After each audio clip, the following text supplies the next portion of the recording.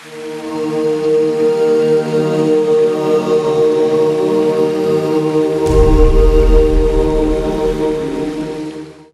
are now listening to Music Marketing Metaphysics podcast radio show presented by AdeptInitiates.com, dedicated to the expansion of consciousness and the truth seekers of all time.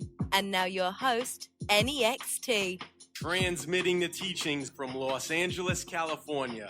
I'm your host, Anyextee, and this is Music Marketing Metaphysics podcast radio show presented by AdeptInitiates.com. This episode is brought to you by AncientEgyptMysterySchools.com. Immerse yourself in the hidden teachings of the ancient mystery traditions. For thousands of years, initiates have examined the meanings of sacred texts, said to hold the secret path towards ascension. But how can we decipher these often enigmatic phrases and symbols? Join the line of ascended masters on a quest for deeper truths of our universe. Follow along as we trace the powerful evolution of humankind's most illuminating secrets.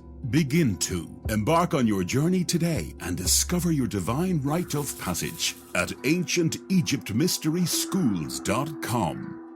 Today in studio, I have with me my co-host for this episode, Efren Arroyo. Efren is one of Adept Initiates' modern-day scribes. He's a deep researcher and a frequent contributor to our blog, where he often writes about chematology. I wanted to bring him in to co-host this episode because our guest today is Stephen Mehler. For members of our audience who may not be familiar, Stephen is an expert chematologist with over 50 years of research into ancient Egypt, properly known as Kemet. And while working as a staff research scientist for the Rosicrucian Order Amor, Stephen experienced and researched with what has become known as the Mayan crystal skull. Now, Stephen has been interviewed on both radio and television, and he's been featured in the book Mysteries of the Crystal Skulls Reveal. But the real shock to academia and Egyptology came when he was able to uncover and study an indigenous oral tradition that still exists in Egypt and was given permission to share the teachings to the Western world, teachings that unfold a whole new understanding of ancient Egypt, Kemet. He's also the author of The Land of Osiris and From Light into Darkness, which, might I add, are both books that play a huge influential role on my own ongoing viral series, Ancient Egypt Mystery Schools, which Stephen has been featured on. It is an honor and a privilege to have him on the show with us. So without further ado, Stephen Mehler, welcome to the show. Thank you. Thank you very much for that wonderful introduction. Stephen, we have so much to talk about. You're so well read, so well researched, and you stay active in the field. But before we get into your current work with the Kemet School of Ancient Mysticism, in your book, The Land of Osiris, you reference someone who has had meetings with remarkable men, G.I. Gurdjieff, and how he posited 3 questions all men ask. Who am I? What am I? And where did I come from? Stephen, can you tell us a bit about where you came from and what it was that initially sparked your interest in ancient Egypt? Well, it's a long story, as we say. We'll try to do the short version, being that I am now 70 years old, and as you say, actively being involved in this type of research for just about 50 years. For me, it was as a young child, basically around the age of 8, that to my mother's blessed memory, she used to keep around the house the 2 great pictorial magazines of the day. Now, I date myself, growing up in the late 40s and early 50s, so this is Life magazine and National Geographic. So we have certain moments in our life that when we get to an age, we can look back on and say, that was a pivotal moment that led me into the direction. I one day picked up an issue of National Geographic magazine and stopped dead on a photo of the Sphinx and the Great Pyramid. Now, at 8 years old, it wasn't something like, wow, this is going to be my life's work. But some deep connection was made, which we can discuss in greater detail, which we will. But I have a deep connection to the Sphinx from that day forward. The Sphinx has guided my life and sort of my academic career. All it did at that moment was to make me question, to want to know more, want to find out more about this ancient civilization, which was called Egypt.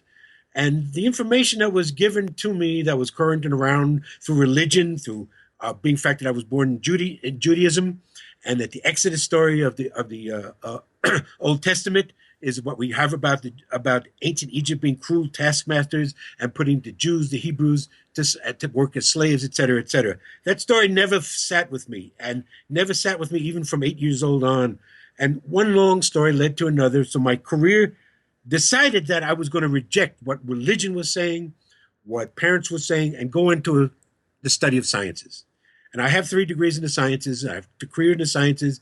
It was along my way in my academic career when I realized there was something missing, lacking there. It led me to, again, another critical point in life, we'll say, and we're going to go back to this period because I know we're going to discuss this. In 1968, I had already graduated college. I had a degree in physiology and anatomy. I was pre-med in the hard sciences, started out as a chemistry major, and that hard science background has always done me well. But I didn't want to continue there. And so there was the Vietnam War. I enlisted in the Air Force for 4 years and decided I was going to study things that I wanted to study that I hadn't had time for in college. Again, to make a long story short, I came across a used paperback in 1968, posthumously written by Sigmund Freud, called Moses and Monotheism. In this book was based on, and again, we'll discuss this in greater detail when we discuss this period, but Freud had written a series of essays where he had speculated that Moses, the Hebrew lawgiver, had actually been an Egyptian priest under a particular king who was given the title Akhenaten. This book changed my life. It was from that period on, 1968, I decided that whatever else I was going to do, my life's work was going to be in the study of this ancient civilization, particularly this period known as the Amarna period and this king Akhenaten. So from 1968 till this moment, this has been my life's work. One led to another. Things moved in. I got my degrees.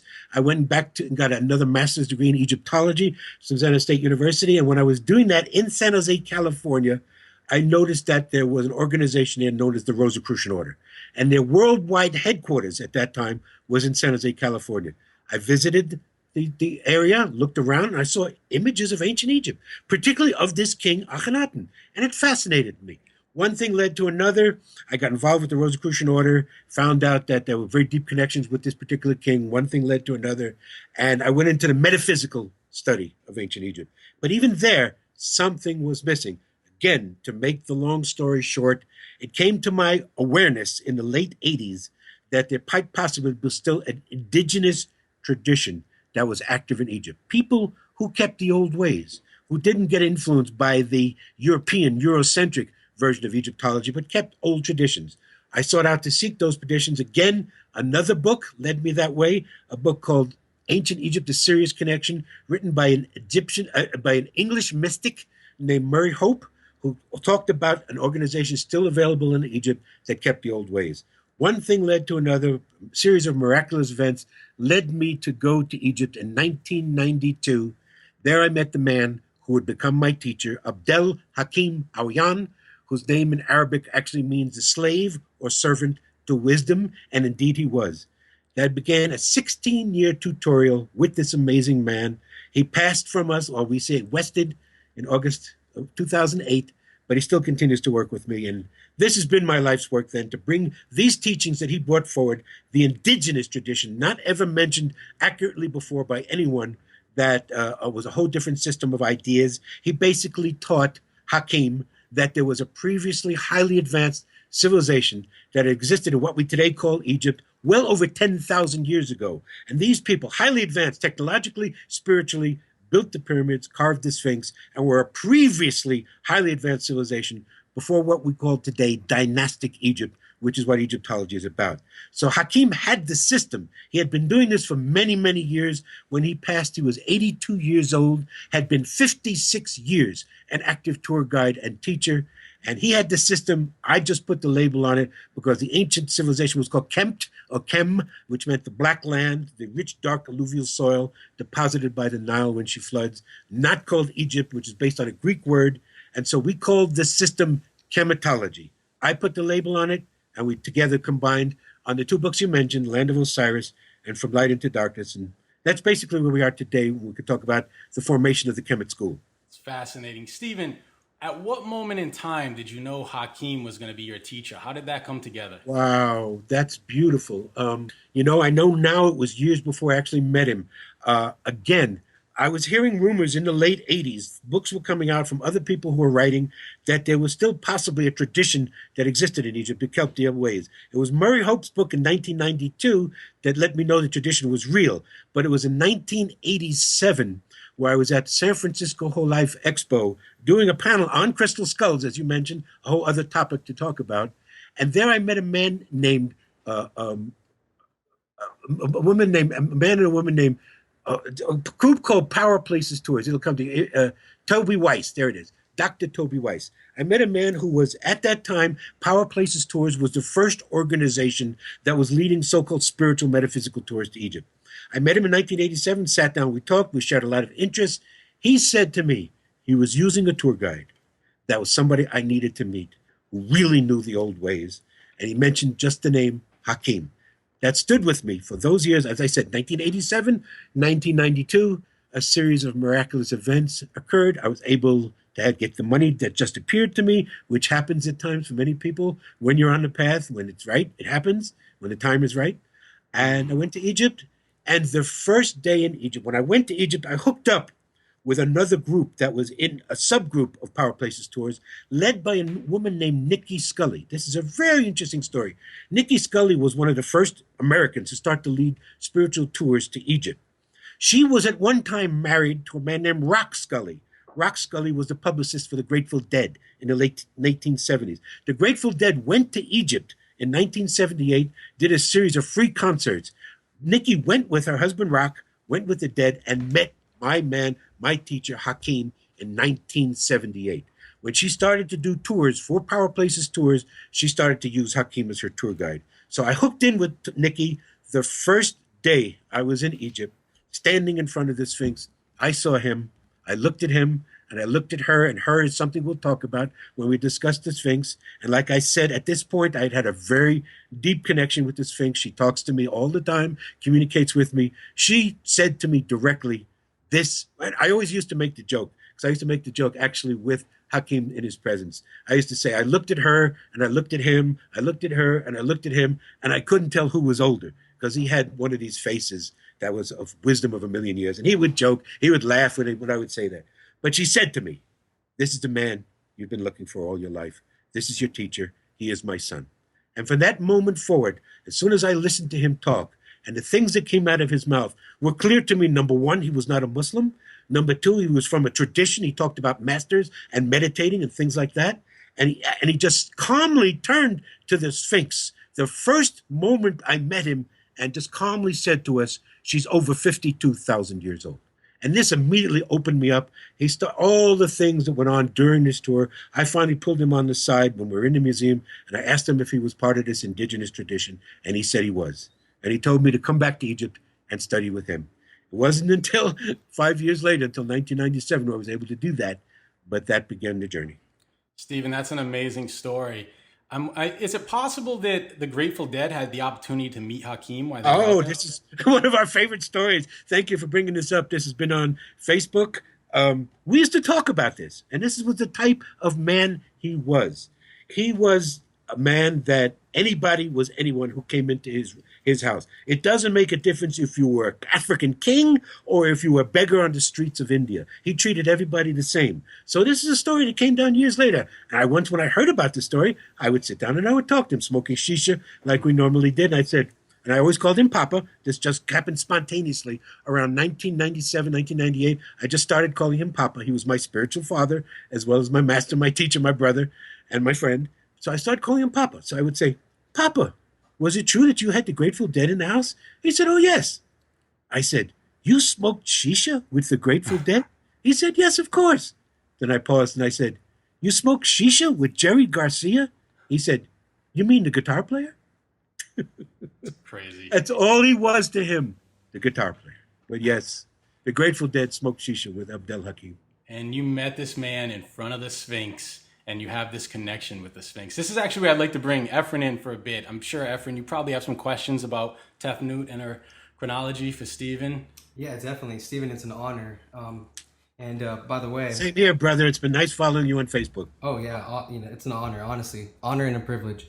So could you talk a bit about the chronology of the Sphinx Tefnut and Yes. its current face, the latest recarving, which is the face of a black African woman who displays the jaw prognathism typical of sub-Saharan Africans, and how you have possibly identified her as Neith-Hotep, a powerful matriarch from the South, in which you wrote a bit about in your 1990s article from World Explorer magazine. Love to hear about that. Great. Well, the traditional story of the Sphinx as it comes down in Egyptology, based on very scant evidence, that the face of the Sphinx represents a king of the fourth dynasty who had the indigenous title Khafra, who was given the name Kefren by the Greeks.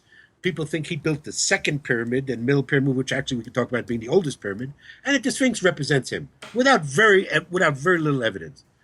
Other people have questioned that. The first one to question the dating of the Sphinx was a great scholar named R.A. Schwaller de Lubitsch. Yes. And if people have heard the name John Anthony West, who I know you have interviewed, John Anthony West is the greatest champion of Schwaller. It was John Anthony West who turned me on to Schwaller in the early 70s. John Anthony West wrote a classic book in 1976 called Serpent in the Sky. Great influence upon me, caused me to read Schwaller. And Schwaller was the first one to question the dating of the Sphinx, of being 4,500 years old, being from the fourth dynasty. He pointed it out from a geological perspective that the erosion around the Sphinx appeared that it beats from water, not from wind and sand. And because we know from the paleogeological situation, it has not significantly rained in Egypt in 8,000 years. So if it's water erosion, right away, geology could be used to establish that the Sphinx is older than Egyptology says. So he postulated that in 1952. John Anthony West picked up on that, put it in his book, that Sphinx could be older. We're going to look at it. John Anthony West followed up on that, brought the great geologist who we work with in the Kemet School, Dr. Robert Schoch, to Egypt in the early 90s. I actually met John Anthony West in Egypt in 1992, where he had just been working with Schoch. I didn't meet Schoch until 1996. But I met West in 92 in Egypt, and we talked about it. And yes, the water erosion clearly made it older. They were postulating the Sphinx was at least 8 to 10,000 years old, and they were going to put that out and put it in. I was one of the first great supporters of John's and Robert's work at that. And then coming to Abdel Hakim. Yes, he said, they're absolutely right. Because Hakim had told John it was older, and said, according to the indigenous tradition, the Sphinx was the first thing carved above ground. Older than the pyramids, maybe older than anything else we know on the earth today that's carved by man. But anyway, he dated it at 54,000 years. And I clearly explained to you all why he came up with that date. But he said clearly the water erosion shows that.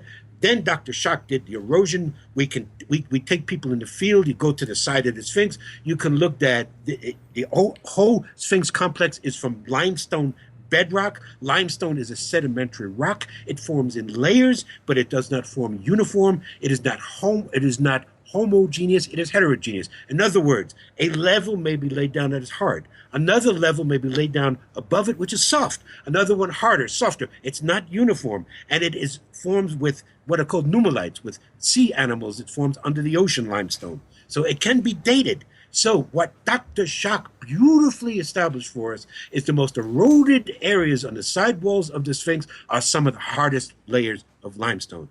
Therefore, could not possibly be from just a flash rainfall, just from a flood. It had to be rainfall beating down at an angle for thousands of years. So therefore, then, we continue the research, and I've done this through the work of paleoclimatology, where we know that, first of all, the weather patterns have not been that way for 10,000 years, but we find in the paleoclimatological record, there was an event, happened around 30,000 years ago. It is known as the Mousterian subpluvial. People can Google it and look it up. It was huge, vast rainfall throughout northern Africa. There was nothing before, nothing after that could have caused that. So therefore, I say we have a geological marker that because of the erosion on the face and the body of the Sphinx, she's at least 30,000 years old. And how we say she is because according to the indigenous tradition, Hakim gives us, because the first thing carved above ground and the civilization was matriarchal. Descent went from mother to daughter, something I realized before I even met Hakim, because I have a master's degree in Egyptology that I got through the Women's Studies Department of San Jose State University in 1978, where I put the argument forth that ancient Egypt was a matriarchy. I listed at least 5, maybe 7 women who took the so-called male role as King Pharaoh. We'll talk about Pharaoh. As so that there were at least 5 women, not maybe as 7, who took that role, were the leader of the civilization. The civilization was matriarchal. Therefore, the first thing they're going to represent to the world and carve above ground is an image of the Great Mother. And the Great Mother to the ancient Cometians was Nut, N-U-T. She represented the sky. You see, if you ever look at all the iconography, and Ephraim's really great at looking at these photographs, if you look at every coffin that you see, every sarcophagus that you see coming from ancient Egypt, you will see on the bottom of the coffin is an image of Nut, and on the top of the coffin are stars. The stars represent the constellations in the sky. That's what represents the body of Nut. So Nut is everything that has been created and everything that is uncreated. So in other words, the ancient Cometians were not saying masculine and feminine were equal. They were saying that creation is more feminine. The creation, feminine, calls the masculine into being. So therefore, the first thing they carved above ground was an image of the Great Mother. And they say they gave the story when the Great Mother wanted to manifest on the earth, she spit. Where she spit is called Tefnut. She is actually one of the netters. You can see many images of her, many different translations of what it means. Moisture, humidity, but actually means the spit. So Tefnut means the spit of the mother, the spit of Nut. Why spit? Why, as we use the scientific term, when we expectorate, as Hakim would tell us, it's never the same. It cannot be measured. When we spit some saliva out, it has no volume, it has no mass, it has no weight, it can't be measured. So what the ancients were saying, you cannot define the Great Mother. But if you must, we'll make a statue of her, and here she is. And so the spit of the mother becomes the first thing created above ground. So the Sphinx is the oldest of the old, the Alpha and the Omega. And how Hakim came up with the date of her being 54,000 years, because according to tradition, when the Sphinx was carved, she was staring directly at the rising sun and the rising of Sirius around July 26th, which is called the dog days of summer, when Sirius rises. And usually, if people are out in the morning, early morning at that date, they can see Sirius rising just before the sun. And so he's saying when she was created, she also represents Sirius. She represents the dawn, the rising sun. She was looking directly at the sun. So ever since he was a small boy, and to understand, people, that Hakim lived only a block and a half from the Sphinx. He lived in what is called Mena village, but incorrect, the village is called Nazlet Es-Samam, named after a Bedouin sheikh. It's the oldest village there. Hakim's family was one of the first 4 families that founded the village. So ever since he was a small boy, he would get up before dawn, go sit and watch the sunrise behind the Sphinx. And he noticed from a small boy that it did not come up at noon. It did not come up directly between her eyes, but came up at 2 o'clock on a scale. He then concluded that that meant 2 phases. She was 2 phases, 2 systems out of phase, or 2 times what the Cometians will call a great year, 26,000 years, which is the precession of the equinox. We know it. It's the great year. It's the year that the Cometians used when they developed calendars. So he said 26 times 2, 2 o'clock in the afternoon. That's 52,000 years. He puts the date on it. She was 54,000 years old. And as he said, I say the same to anyone that's listening, prove us wrong. Awesome. And then I would like also to talk about its most recent carving, the one that's actually on display. And, as we can see today, when you look at the head of the Sphinx, totally out of harmony in proportion to the body. You look at any other thing that was carved either from dynastic Kemet or pre-dynastic Kemet, the people there were masters of harmony and proportion. So there's no way they would have made a carving with the head being so totally small and out of proportion to the body. So it is obvious that the head of the Sphinx has been carved back, perhaps many times, several times. But clearly, the last incarnation, as she is today, and I have dated it, probably being carved in the early periods before so-called dynastic Egypt came to be. It is the face of a black African woman, carved back by a son who later became, because of her marriage, he became the so-called king of dynastic Egypt. We don't use the word pharaoh, as we can explain. Pharaoh is not a term for a male king. But he became a king, and he dedicated the statue to his mother, who was a black African woman. And so the face of the Sphinx today clearly is that of a black African woman. The scientific term, as Ephraim mentioned, is called bimaxillary prognathism. It took an African-American dentist in the 90s to point this out, and this article was not picked up by archaeology magazines. I read the article in the Rosicrucian Digest and in underground magazines, where this dentist was clearly saying that the Sphinx exhibits, especially when you look at her in her profile, bimaxillary prognathism that only exists today in black African people of Africa. So clearly her face is that of a black African woman, and we dated it to being this term, her title was Nikhotep, which means that she was the summation, the offering to the Neter Neat, which was an ancient mother goddess Neter. And so this was a very ancient title that was used to the mother of a man who recarved the face of the Sphinx in her image. So I would date her, the face today, at about 2700 BCE. So we're looking at around 4,700 years old. Just the head of the Sphinx is, the body of the Sphinx is at least 30,000, we say to 50,000 years old. Beautiful. And it also can be shown by looking at the Sphinx that there's two different types of erosion. Again, Dr. Schock was one who pointed this out. The erosion in the front of the Sphinx is 4 feet deep, is 8 feet deep. The erosion in the back of the Sphinx is 4 feet deep. It led him again, and Hakim agreed with this by telling us the Sphinx was carved in 3 successive stages, not all at once. And Schock proved that the front of the Sphinx is twice as old as the back of the Sphinx, means that when she was first carved, it was just the head and the chest and the forelegs. And it would have been what is called in geology. As you can see the Sphinx today, if people can look at pictures of the Sphinx, and you guys post them all the time, the ground level of the plateau is where the Sphinx neck is today. That's ground level of the plateau. So the Sphinx hollow was all carved out, all those blocks taken out to reveal her as she is today. Those blocks were used to build the temples that are in front, called the Sphinx Temple and the Valley Temple. Huge 200, 300-ton blocks of limestone taken out.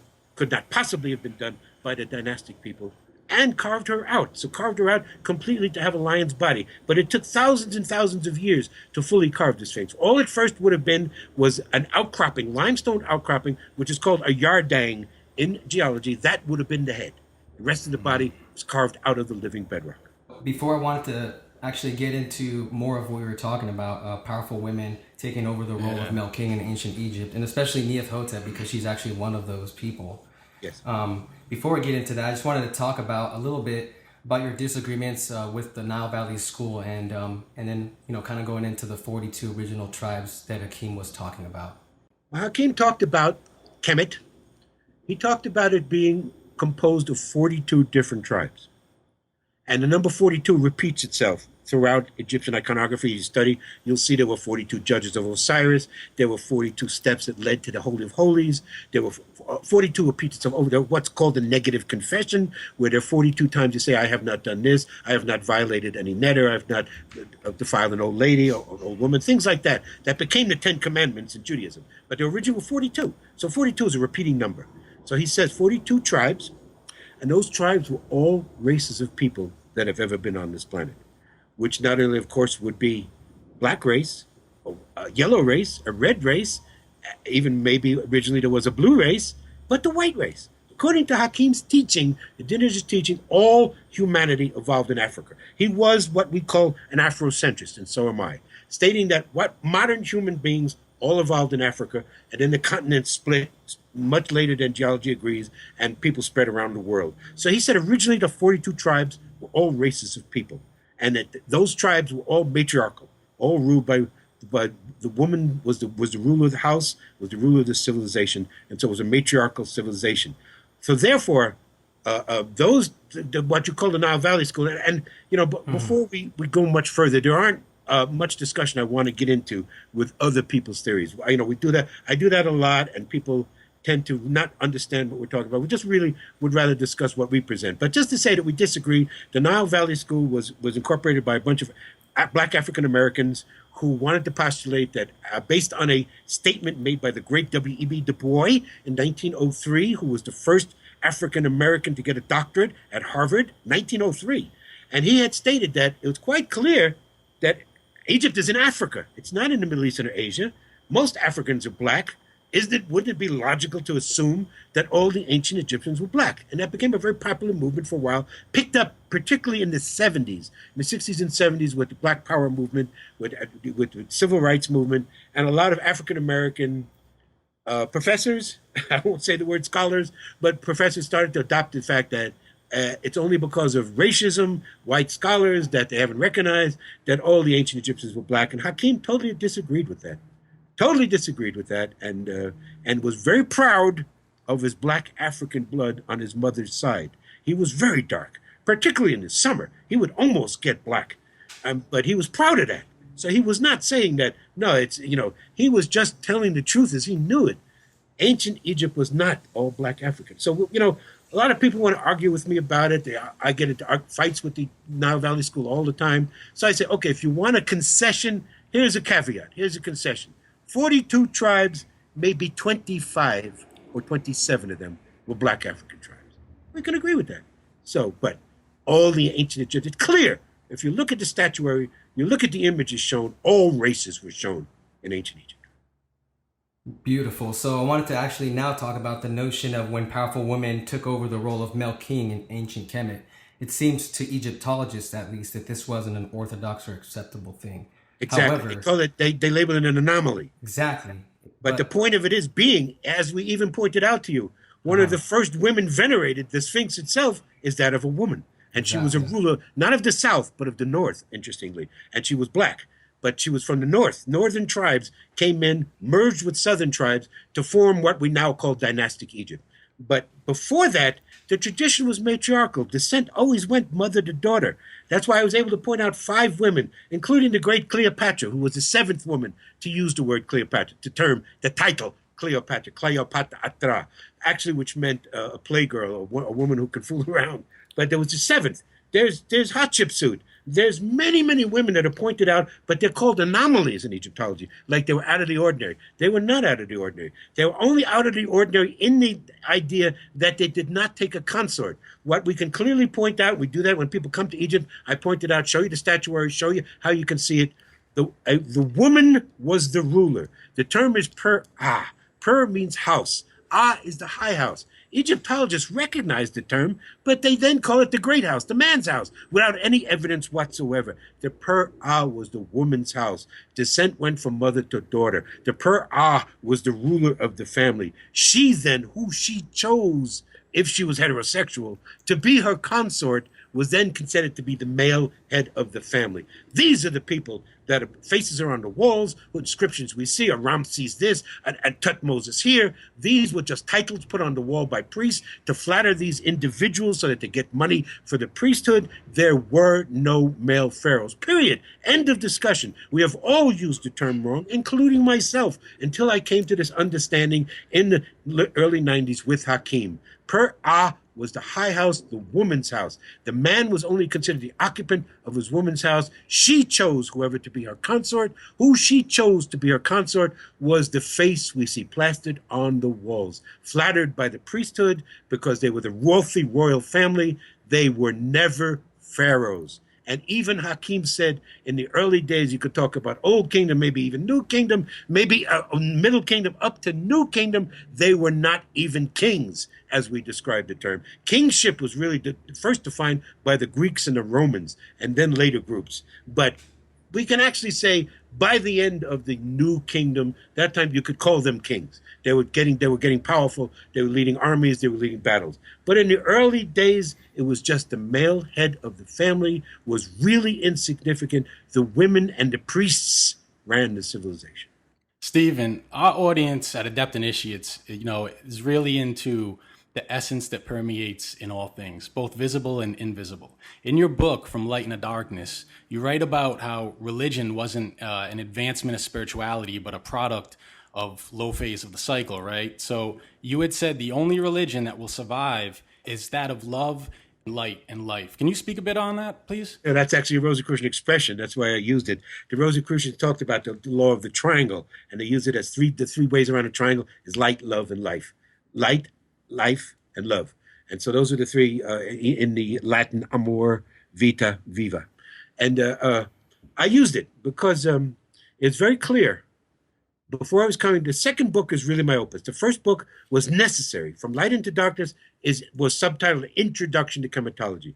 It was necessary to put out what I was learning from Hakim. It was such a different system idea, the idea of cycles, as you mentioned. We have 5 stages of the sun. Everything moves in cycles, no linear evolution. We threw out Darwinian evolution. Everything moves in cycles. So as it moves in cycles, we have a high end and a low end of the cycle. And we talk about the 5 cycles being Cheper, the dawn, the scarab beetle, Ra, the sun at noon, Un, the sun as it moves to the early sky, Aten or Iten, as the sun is in the highest phase of the sky, Amen, which is night or darkness.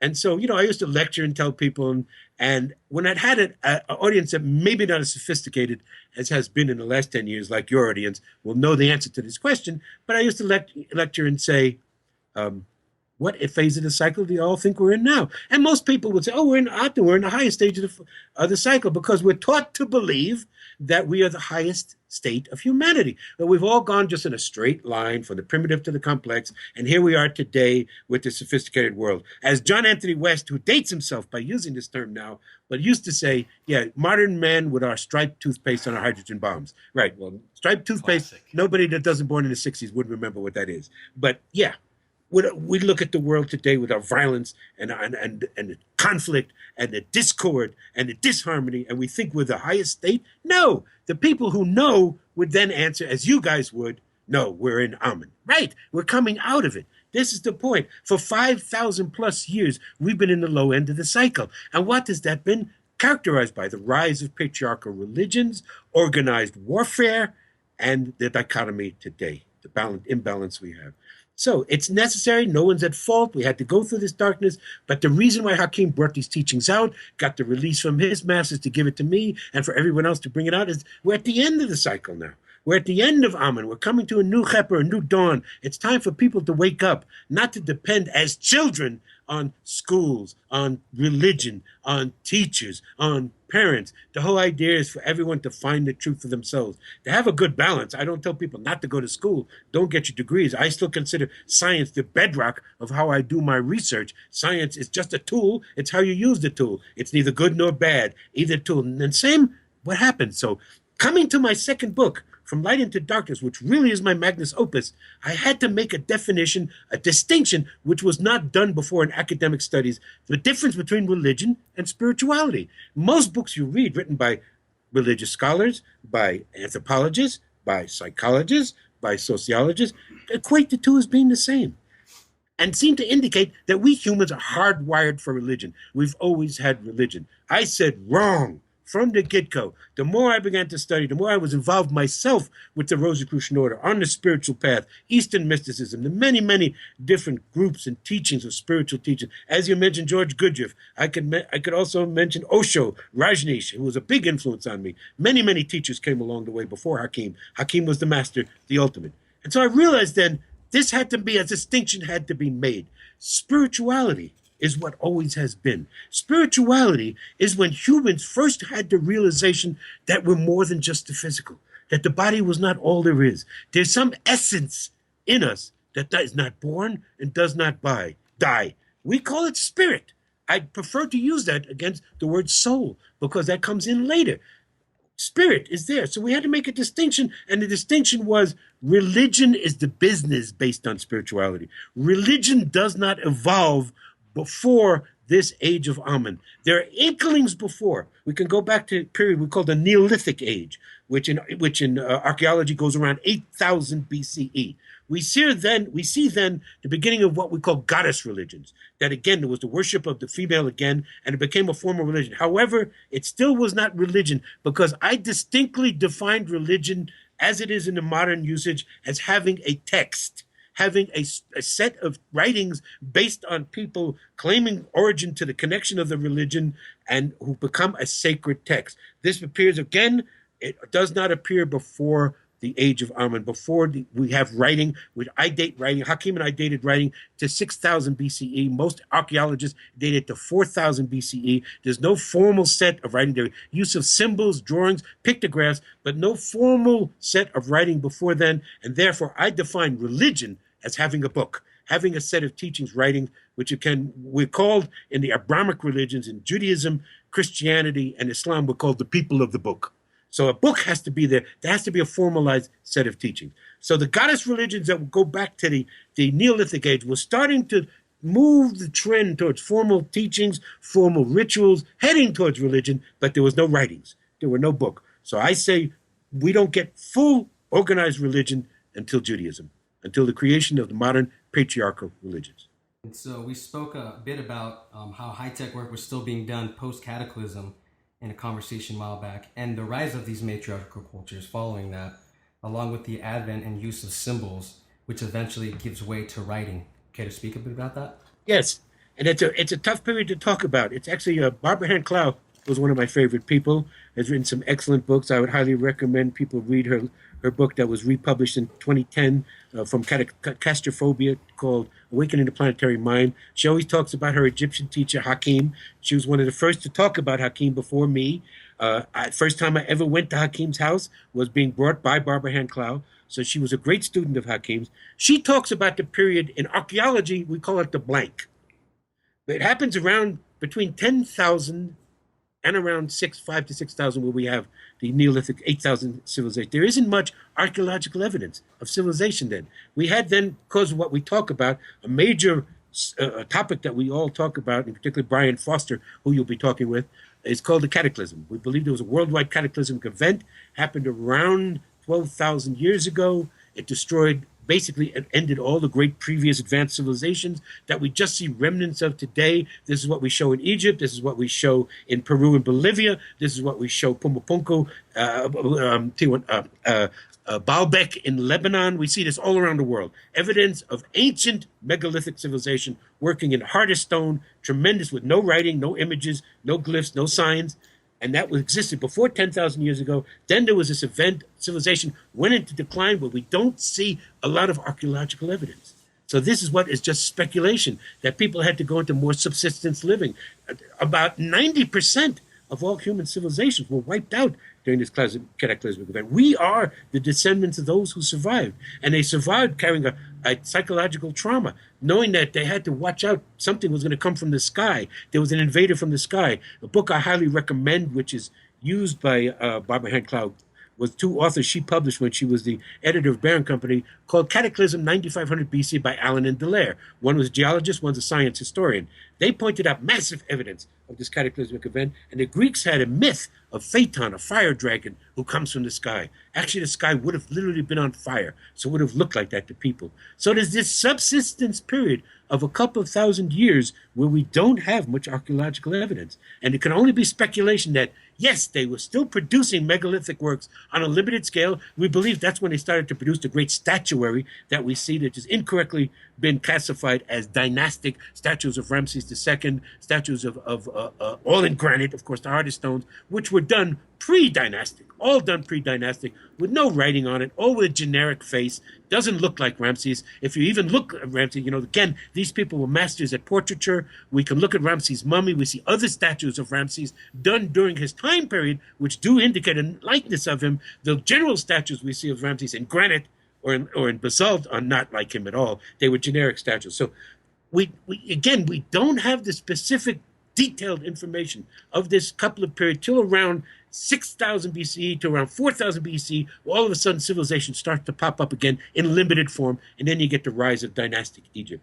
But we're saying that there was not an end. We have a blank, as Barbara calls it, but it still continued. People that survived the cataclysm had to go into more subsistence living. We believe that led to the rise of agriculture, to the rise of settlements like cities. The ancient Cometians probably did not live in cities, even though they had sites, the sites that we look at today, the Boo Wizard sites, Giza, Saqqara, great pyramids, great temples, but they did not live on those sites. They probably lived in mud huts and other living areas not far away, but not exactly on these grid lines, these energy lines.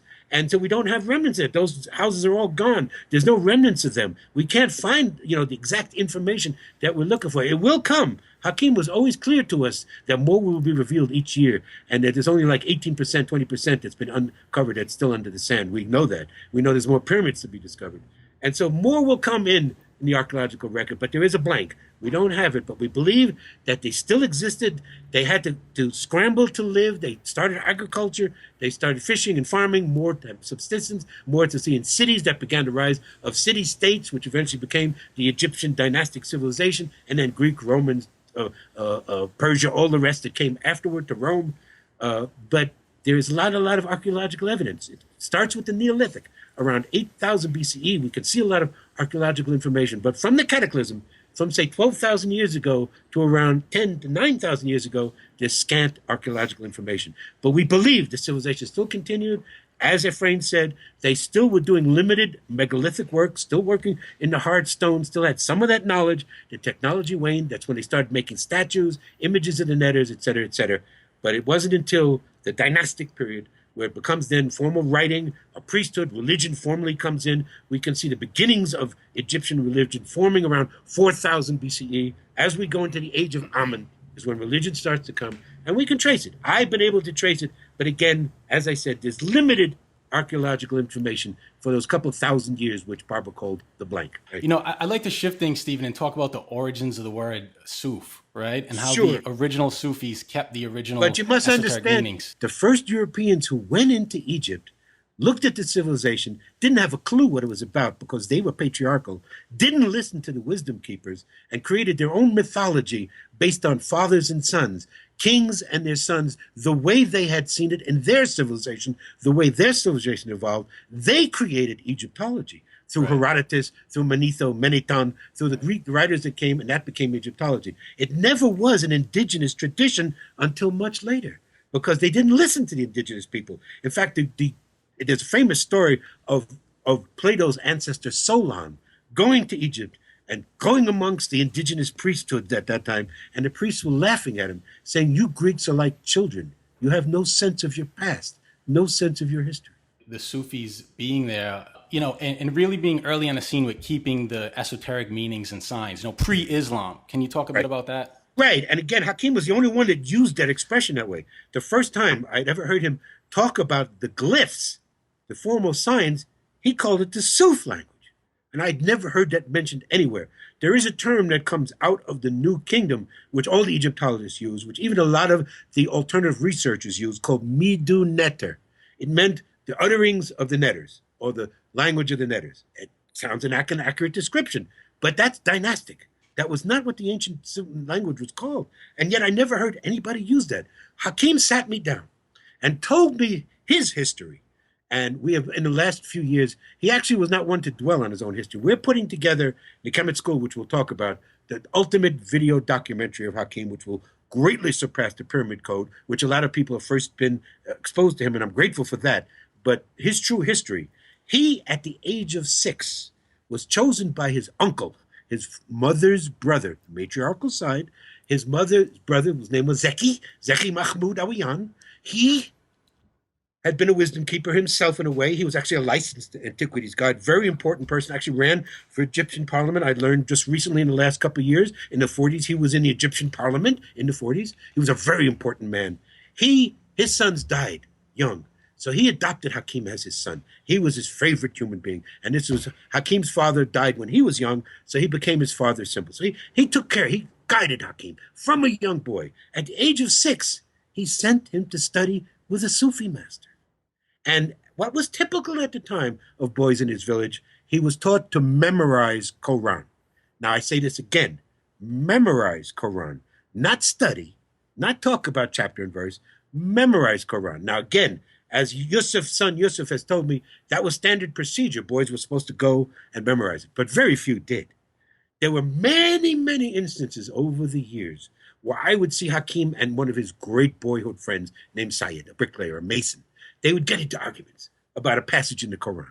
And Syed said, it's this and this and this. And Hakim would say, no, it's dot, dot, dot, dot, dot. And they would argue back and forth, blah, blah, blah, blah. And finally, Hakim would call his daughter, Mariam, bring the Quran. She would bring the book.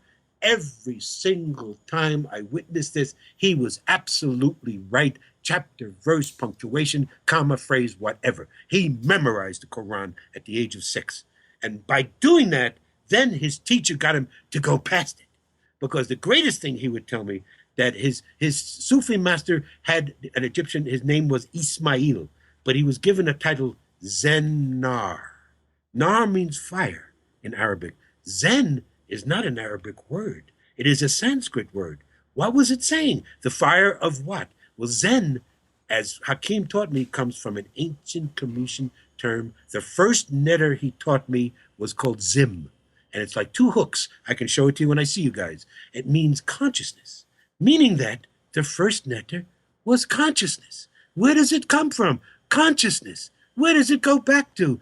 Consciousness. Where is there no beginning, no end? Consciousness. That's why he said there was no beginning. And then he would say to me, that's how he learned the language. The Suf was to know that they were the original keepers of the written language. And the written language was not A, B, C, D. The glyphs were never consonants. It's the Greeks who made them into a consonant language that we can now use them. Jack and Jill run up the hill to get a glass of water. That was never.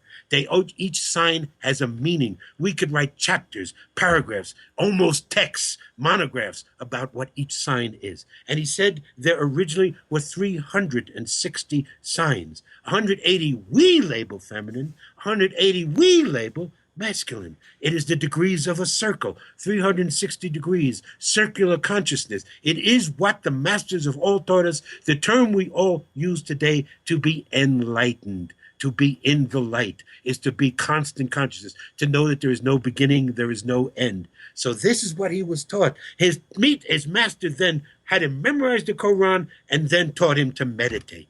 And it was teaching him to meditate that was the greatest thing. So now we know that Zen, which is a Sanskrit word, actually means meditation. So his teacher was given the term in Arabic, Zen Nar, the fire of meditation. And Hakim, later, as we know today, was given the same title by Zahi Hawass. It was given a title of a derogatory term where they were criticized. They would criticize Hakim when all the people would see him coming and say, oh, here comes Hakim, the father of meditation.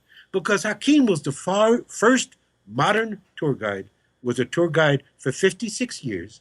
And here's something to play with. If any of your folks like to play with numbers, and it's always people who like to see these synchronicities, which Carl Jung said meant meaningful coincidence. Here, Carl Jung was the one who coined the word synchronicity. And the synchronous is here, Hakim was a tour guide for 56 years. He was one of the first group of 100 that got their licenses in 1952 after the modern revolution, which threw out the kingship and brought in the modern system of Egypt. He was number 56 because we have found his original license. He still had his original license after all these years. Even when he left us and wested, he was still an active tour guide for 56 years. And his number was 56 on his license.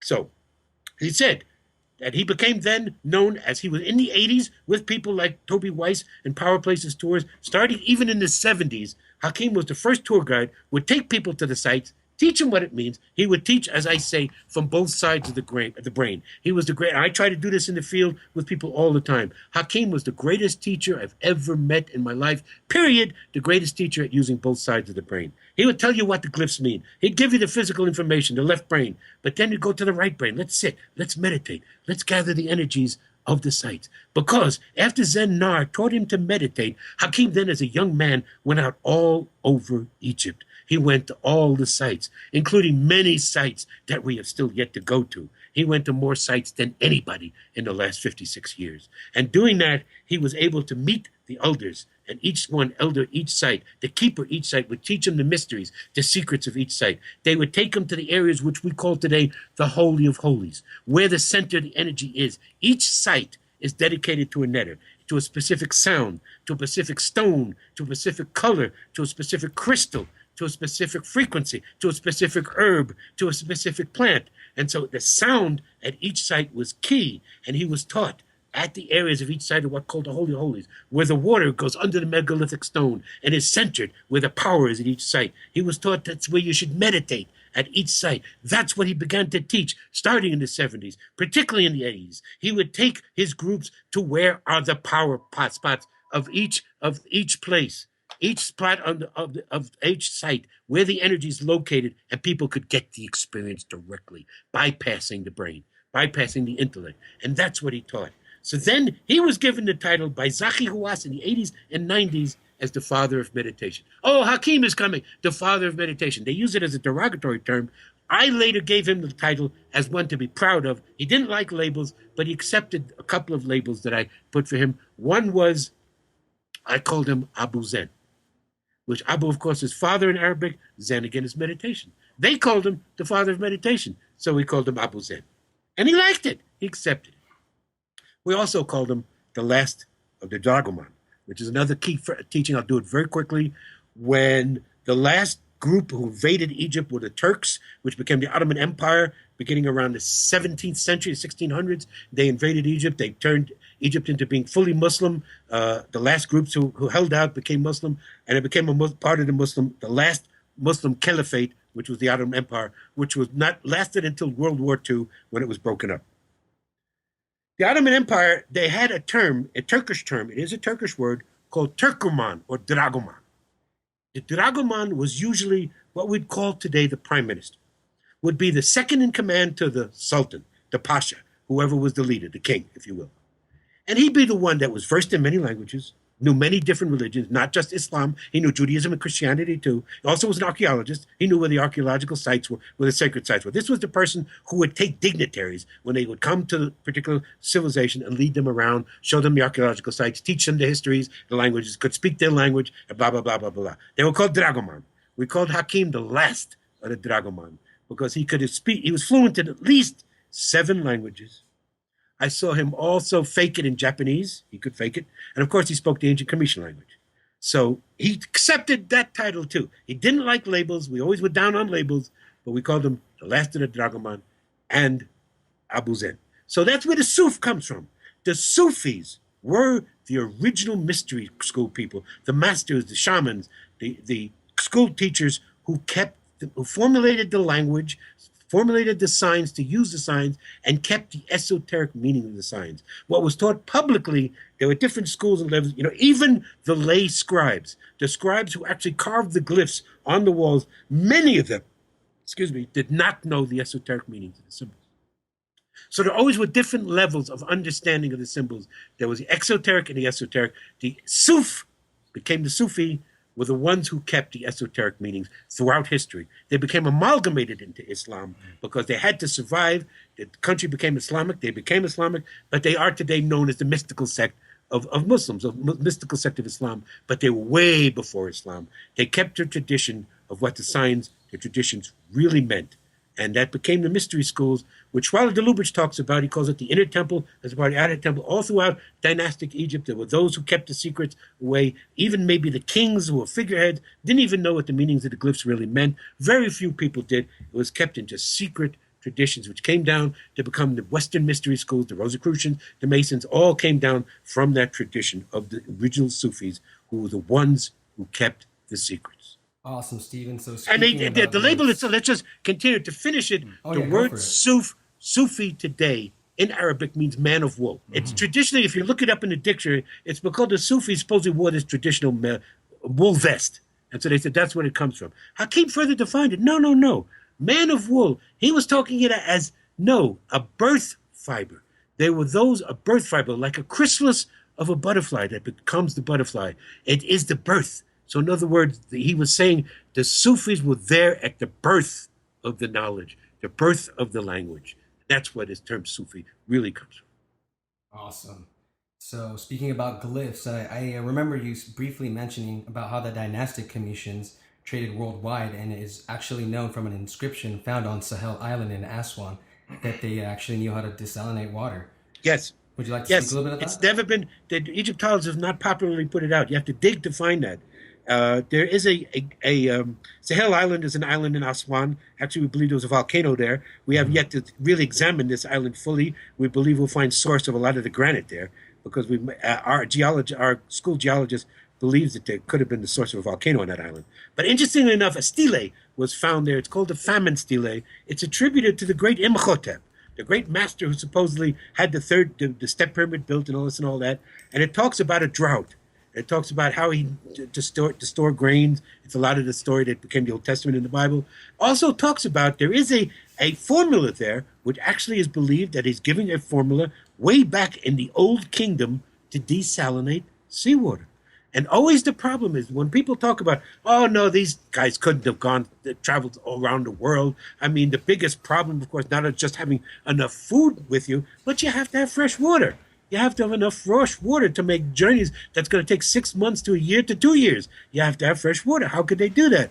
Well, now we believe that even the dynastic Comitians, but certainly the pre-dynastic ancient Comitians, had ability to desalinate seawater, and that's how they could make journeys. And yes, The biggest proof of that has been done by the Kemet School, by Yusuf Awayan, and our great Egyptologist tour guide leader is Muhammad Ibrahim, whose specialty was the glyphs. They've looked at what we call the Gosford glyphs in outside of Sydney on a isolated basalt wall. Is these glyphs that have been carved there for years have been said to be fake. When I first saw these glyphs, I said they were fake. They could not possibly have been done by a scribe. And I was right. They're not possibly done by a scribe, but they're not fake. We know now by a rigorous translation done by Muhammad Ibrahim and Hakim's second youngest son, Yusuf Abdel Hakim Awayan, who now is a co-director of the Kemet School, follows in his father's footsteps. They translated these glyphs to be an accurate story written by a sailor that two brothers had gone all the way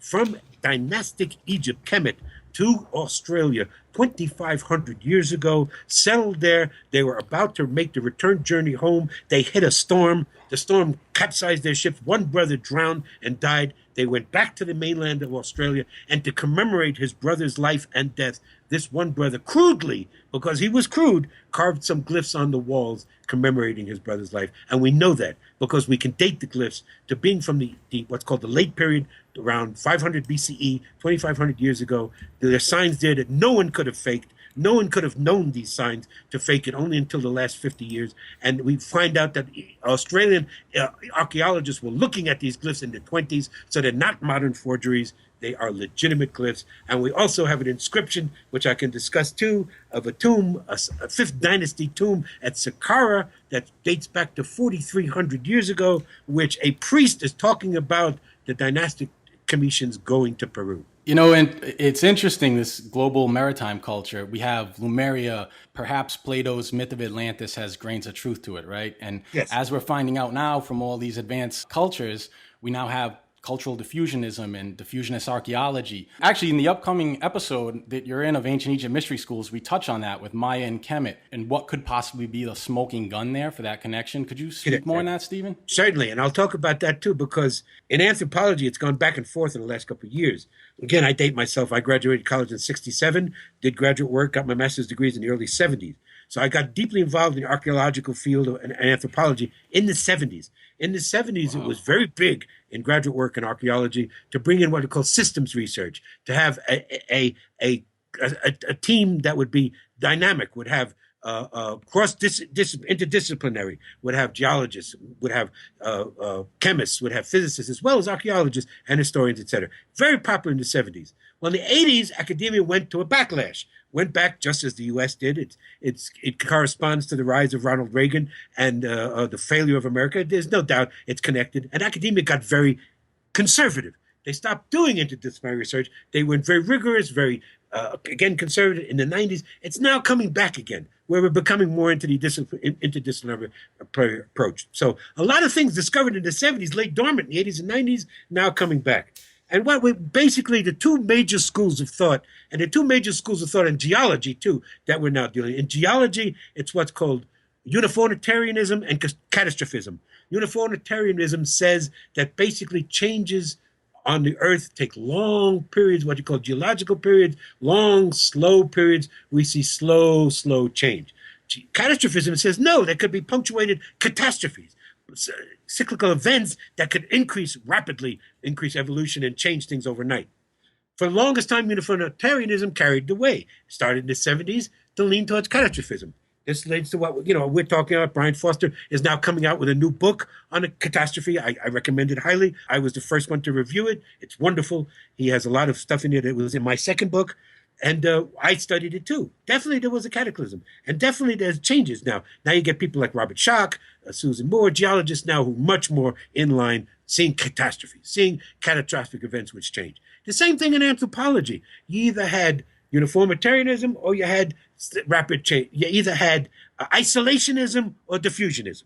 Isolationism basically led the way for the most of the 18th century, 19th century, early 20th century anthropology, saying cultures evolve in vacuums. You have people isolated over here, people isolated over here, they don't make contact, and it's just a coincidence if they evolve the same type of cultural artifacts. It's just coincidence. Well, then you came along with, in the 20th century, many archaeologists, anthropologists began to disagree with that, seeing cultural connections, cultural contacts. Diffusionism became a rise. In the 70s, diffusionism was leading the way. I was one of the early diffusionist archaeologists. Again, went back conservative in the 80s and 90s. Now we're going back to diffusionism again, without a doubt. Another strong diffusionist, of course, is David Hatcher Childress, who has found connections all around the world from cultures. We find so many connections with cultures around the world. It's impossible not to believe. And again, we use the phrase which has been quoted by one of the great diffusionists, Gunnar Thompson. He's a Confucianist anthropologist. It's used by David Hatcher Childress. We use it too. The oceans were not barriers, they were highways. What we find clearly through the last, not only the last 2,000, 5,000 years, but I say 15 to 20,000, maybe 50,000 years, humans have been traveling all over this planet, knew the trade winds, knew the ocean currents, traveled all around. It's clear now. I mean, again, I could sit here for hours with you and give you diffusionist points. Just recently, they have discovered that the chickens that are in Peru, the Peruvian chicken, through DNA testing, comes from the Polynesia, without a doubt. It is the Polynesian chicken. There's no doubt the early Hawaiians, Polynesians went all the way to Peru, to Bolivia, made contact there. Again, Easter Island, all of this. And Brian Foster's the master at doing this connection in the diffusionist sense. He's shown so many different connections. And this is where we are at today. We're strong diffusionists. We see that cultures were in contact.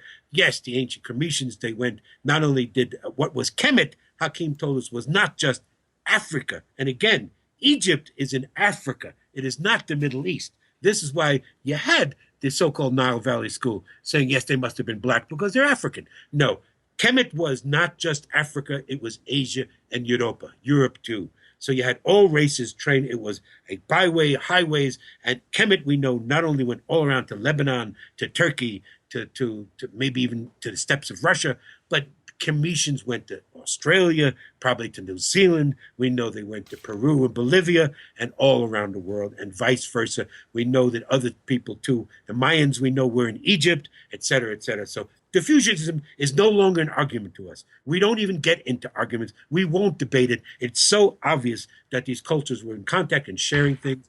Again, when Tut's tomb was first opened in 1922, they found 250 boomerangs in his tomb. There was once a glass exhibit display right in front of today, and where is the Cairo Museum, which is Tut's exhibit, was a glass case with all these boomerangs in them. I saw that in 1992. When I went back in the late 90s, 2000s, it was taken down by Zaki Hawass. We still can see the evidence, though, in Tut's tomb and some of the inscriptions that there were boomerangs found in it.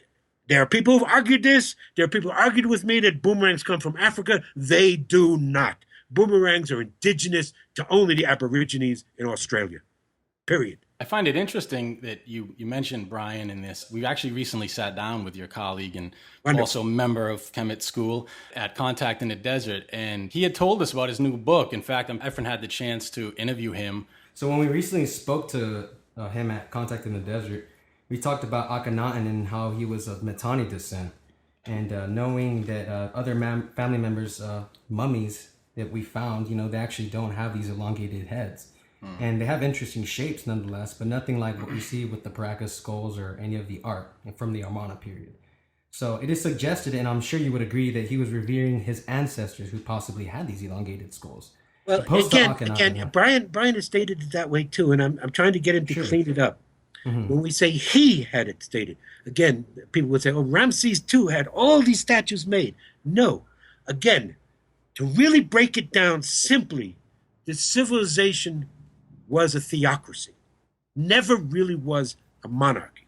So in other words, there was not a king who was the all-compassed ruler who made all the signs, said, this is what's going to be built here, this is what's going to be written here, this is what's going to be done here.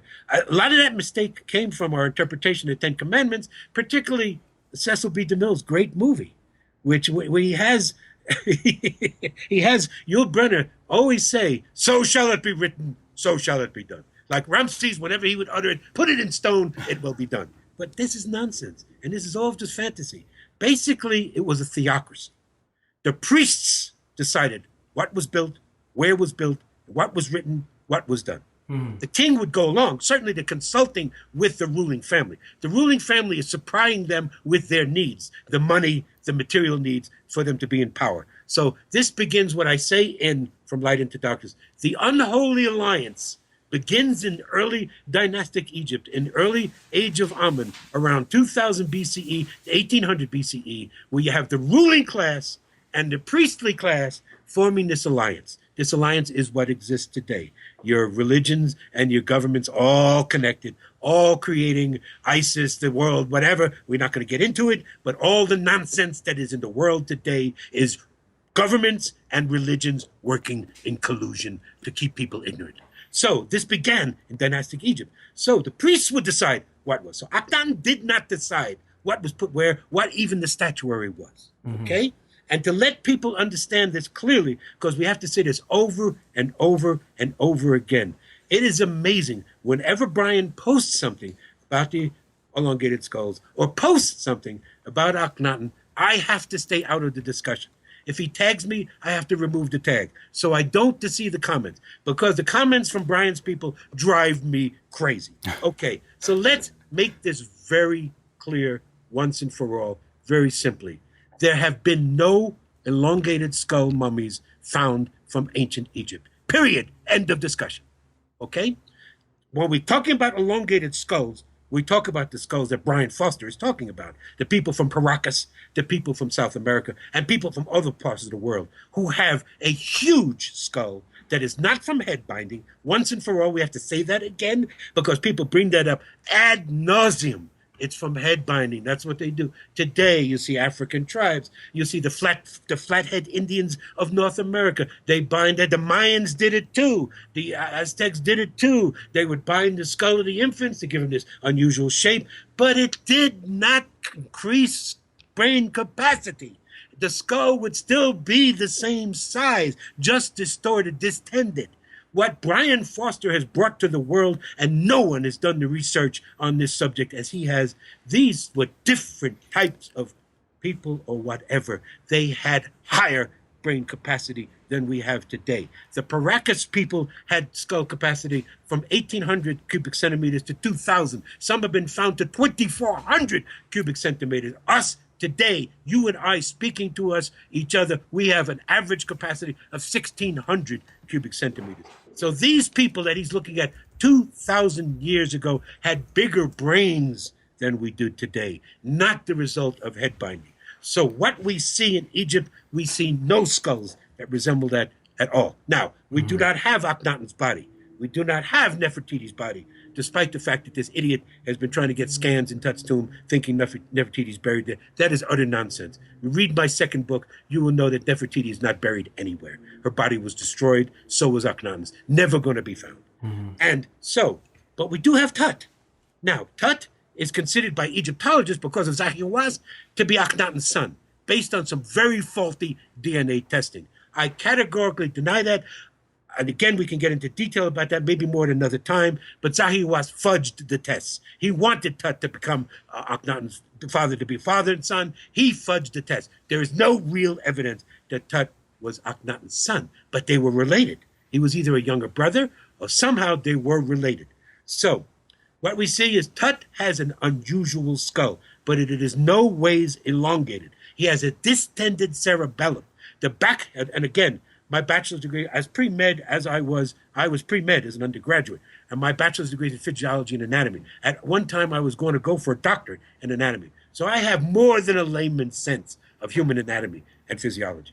Tut's skull has a distended cerebellum. It is an unusual trait. It appears in other members of the family, but it is not abnormal. It fits within the normal parameters of a human skull. We have Akhenaten's mother, Tai. We have his father, Amenhotep III. They have normal skulls. We have a woman who's known as Kia or Kaya, that is believed she is Tut's mother, may have been an alternative wife of Akhenaten or his father. We're not sure who the father is, but she is believed to be Tut's mother. She has a normal skull.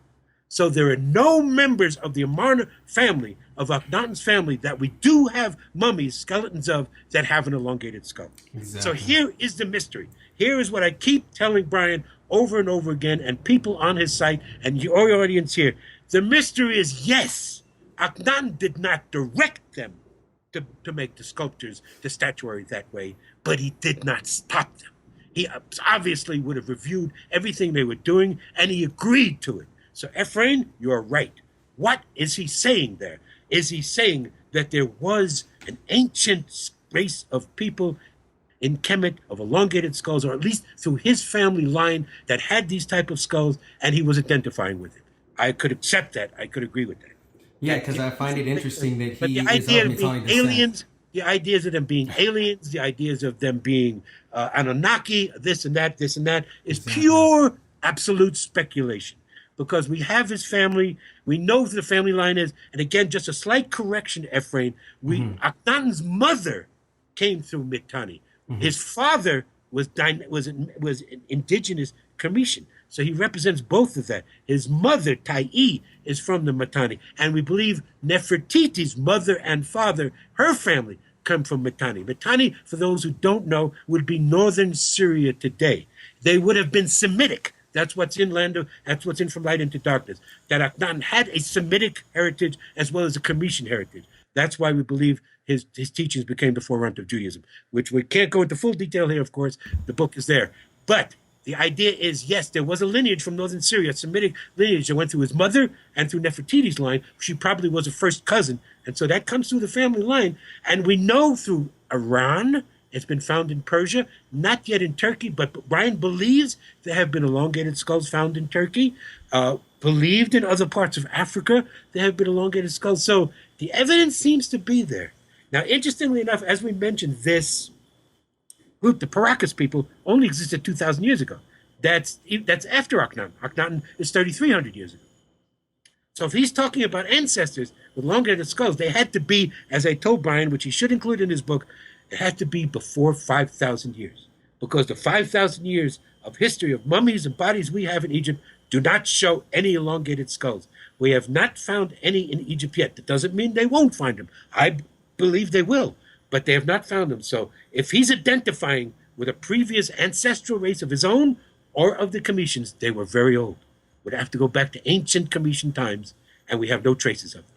We have no images of them. We have no, again, people are drawn on the walls that seem to show these skulls. Yes, the dynastic Commissions had no problem portraying people that look like they have elongated skulls. So what were the priests saying? It is the priests we have to think about. They're the ones that are making these statements. Are they saying there were previous people? It's quite possible. But we see no evidence, and we have to say this over and over again for people who write these posts. He was an Anunnaki, he was an extraterrestrial, he had this body. The thing about him, which is key that Brian will have to point out in his book, I pointed out in my book, is before that, the Egyptians did not portray realistic art. Those people that have posted that, those art historians are absolutely correct. Early dynastic art was not realistic. It was stylized. The so-called kings, not pharaohs, but the male heads of the families who we see on the walls, the Ramses, the Khufus, the early kings are shown as being 20 years old, cut and shaped like they're Olympic athletes, like they're wrestlers, like they're boxers, like they're workout athletes. They look cut, they look beautiful. They're always idealized. The idealized male, as Ephraim has correctly said, the correct definition of Hor, which is Horus in Greek, is the realized man, the boy that becomes a man. That's what's depicted in the early statues. The Hor, the realized man, generic face, generic body, looking like Charles Atlas. Akhenaten comes to power fully conscious, fully realized, says, no, do not portray me like that. Portray me as I am. The physical is not important. And I guess they're coming after us. The physical is not important, but portray me as I am. So what did they do? They overdid it. They made him a cartoon. They over-exaggerated with these spindly hips that make him look female, with these breasts, with the face that looks like every man. There is an expression in German which I use for Akhenaten's imagery. It's called Jemand, means every man. He's shown with a Caucasian nose, with Asian eyes, with Negroid lips. He's shown as being every man. But that's not how he looked. Look at the cover of From Light into Darkness, the only image we have of him as he actually looked, done by the same artist Moses took Jehuti Misu, who was the one who did Nefertiti's bust, did not do that for them, did not do that for a statue. He did it for himself. He did these portrait busts of Nefertiti and Akhenaten just for himself, so he could have more accurate statues and portraiture. It was never to be given to them. That's why these remnants of these busts were found in his workshop. Both of them today are in the Berlin Museum. They should be in the Cairo Museum. This is one thing, only one of few things we ever agreed with Zahi Hawass about. All these antiquities should be returned to Egypt. The bust of Nefertiti, the bust of Akhenaten should be in the Cairo Museum. But anyway, it is there. The face, the cover of From Light into Darkness is how he actually looked. And to me, being one from a Judaic background, very Jewish, he looks very Semitic in his face, from his mother, who was very Semitic. She was not black African, again, like the Nile Valley School, because there's a great ebony statue of Tai'i. They like to say she was a black African, and then Akhenaten was black. She was not black African. She was very Anglo, and so was he. And he was actually a mixture of many different races. He was Semitic as well as Eurasian, and there it is. He was not black, and he did not have an elongated skull, but the mystery is, and this is what I hope Brian concentrates, why did he allow the artist to portray his daughters, himself, and Nefertiti with this huge elongated skull, where he did not actually have one?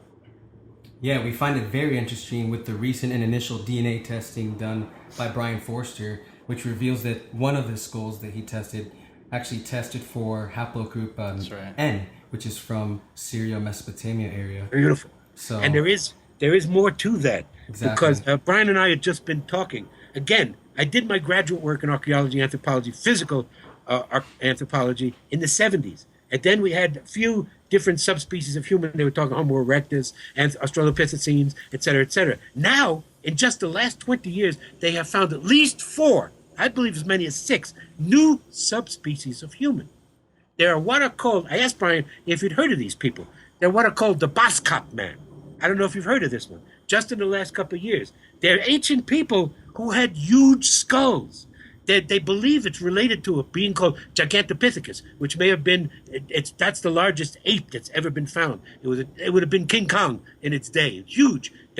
All our great apes today are not anywhere the size of Gigantopithecus. Well, it's believed there also was these Boskop man who had huge brains, not much larger than we are today, and believed, again, may have been wiped out by modern humans, but were the elongated skull people from Boskop man.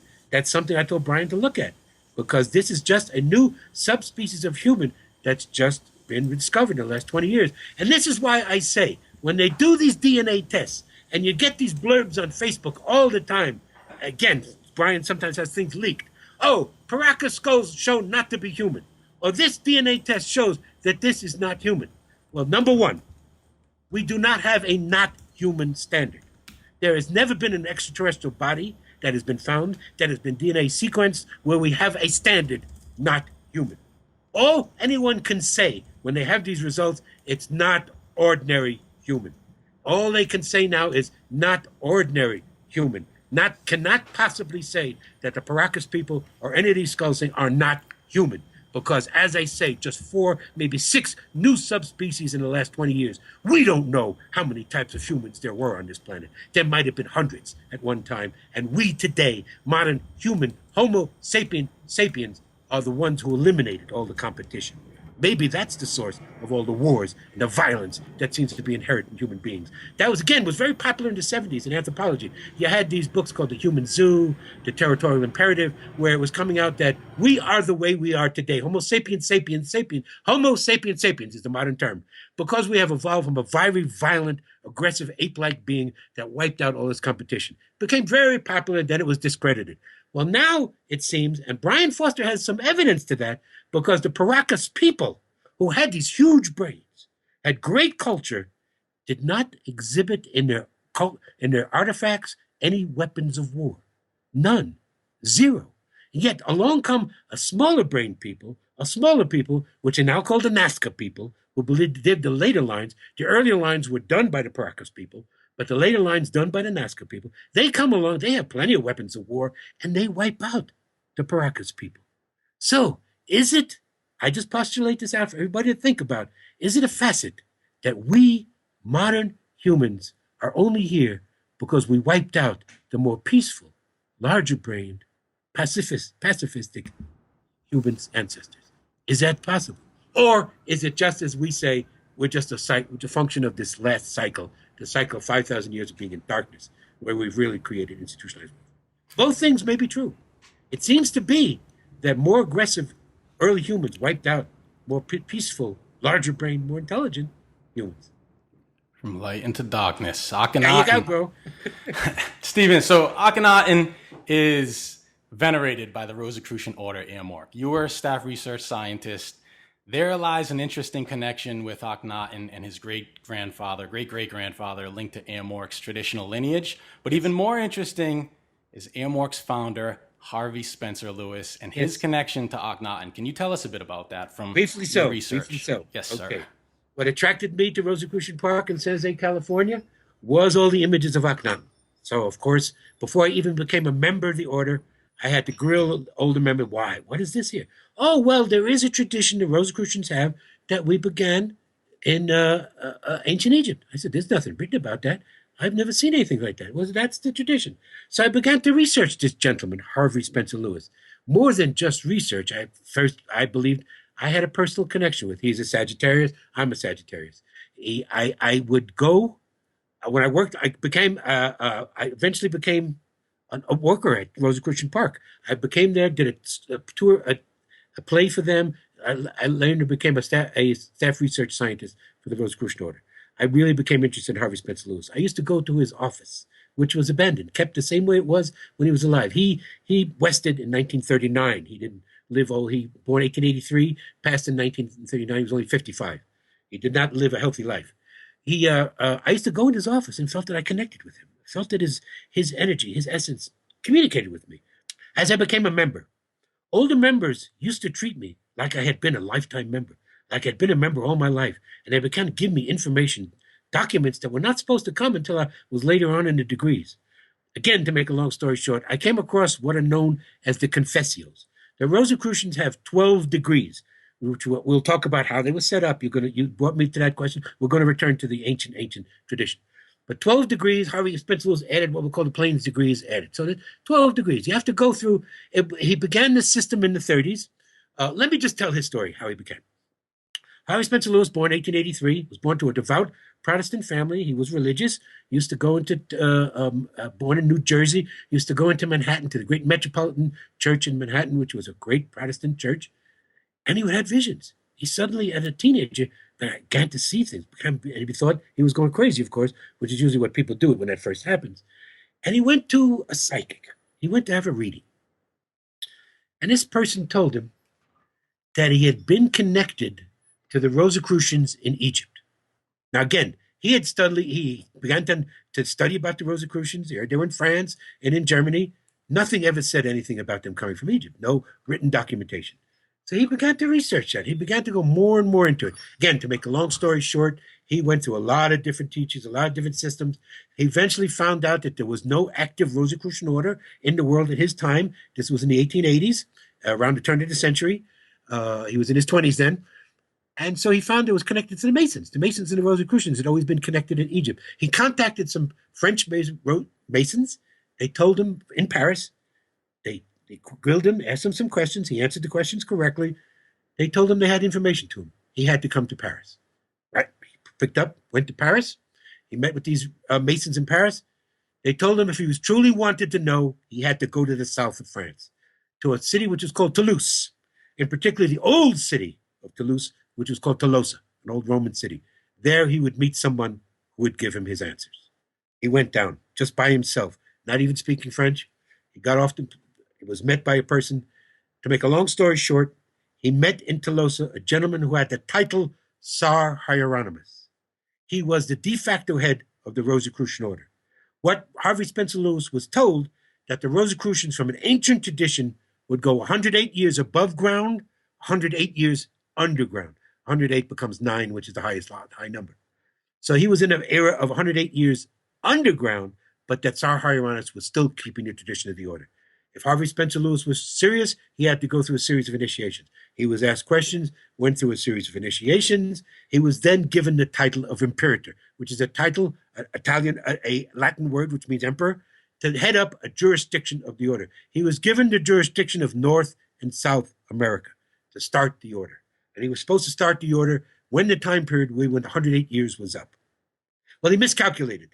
He started in 1914. He made an announcement in New York City. All like minds come in. The Rosicrucian Order is coming back active. Nobody showed up. And he was totally dismayed. What happened? He realized he had miscalculated and he was a year off.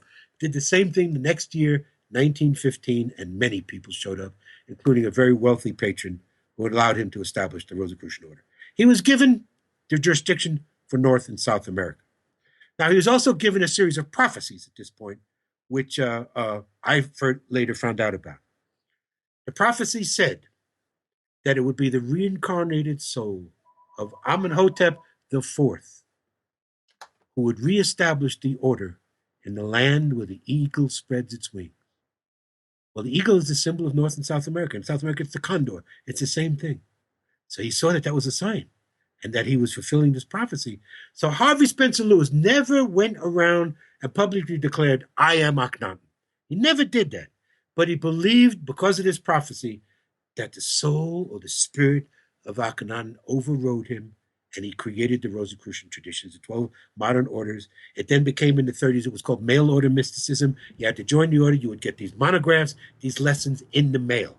Now, at this time, in the 30s, it would take you 20 years to go through the 12 degrees. You had to be dedicated to show that you were going to be a member. When I came to it here in the late 70s, I said, wait a minute, this is, we're not in the 30s anymore. People don't have 20 years to wait to get these degrees. And it was given to me. All of a sudden, I just had access to all these degrees. And I was only in the 4th degree at the time, but I was given access to what are called the confessios. As you go through the 12th degree, they stop your lessons, and they send you these 5 weeks of monographs. It's supposed to be. The tradition is that every man that becomes a imperator of the Rosicrucian Order has to give a secret teaching how he became the imperator. And Harvey Spencer Lewis did that, wrote these in 1918. They were not published until the 30s, only higher degree teachings. You know, it's the basic teaching was he went to France, he was initiated, he became. But in these confessions, he talks how he would go through these supreme initiations, how he was given documents, and he was given jewels, things that belonged to Akhenaten. He was given documents that went back to the time of Jesus, different things, and that became the confessio. And I read him, and I immediately vibrated with him. Okay, he's connected to Akhenaten. Akhenaten's it. Akhenaten is my life from 1968. This is it. I combined them all together. Here it was. The Rosicrucians were saying that Akhenaten was their traditional first grand master, but that the founder of the order had been, as you said, his great-great-grandfather, given the title in chematology, in Egyptology, as Tutmosis III. We use the term as Hakim would pronounce it, Jehuti Misu. And he was his great-great-grandfather. And the story of him is, in Egyptology, he's taught that he was the great conquering pharaoh, the great conquering king. He became, again, his aunt was Hatshepsut, one of the women who took the male role. She did not marry her lover. She did not make him the male symbol. She took both roles. She did not allow young Jehuti Misu to rise to that role. She kept him in darkness until he was 8 years old. She passed. The priest then elevated him to the male role. He took over for her, and maybe as revenge, maybe as whatever, he became a great warrior pharaoh, king, great warrior. He extended the Comitian Empire in dynastic times. This is around 1500 BCE. We could say 1450 BCE to be more accurate. He extended the empire to Asia, to the furthest it had ever been. To Israel, we know that Tutmosis III actually built a temple in Jerusalem long before it was Judaic, and etc. So that's what Egyptology tells us. But the Rosicrucians have a different teaching. They say that as he got older, Jehuti Misu III, Tutmosis III, had a spiritual reformation. He had a spiritual trip where he suddenly wanted to get into this Jew war, gave up the empire, and dedicated himself to spiritual teachings. So he brought the teachings of the inner temple, as Schwaller called them, out and devised a system of teachings for people to graduate into these teachings.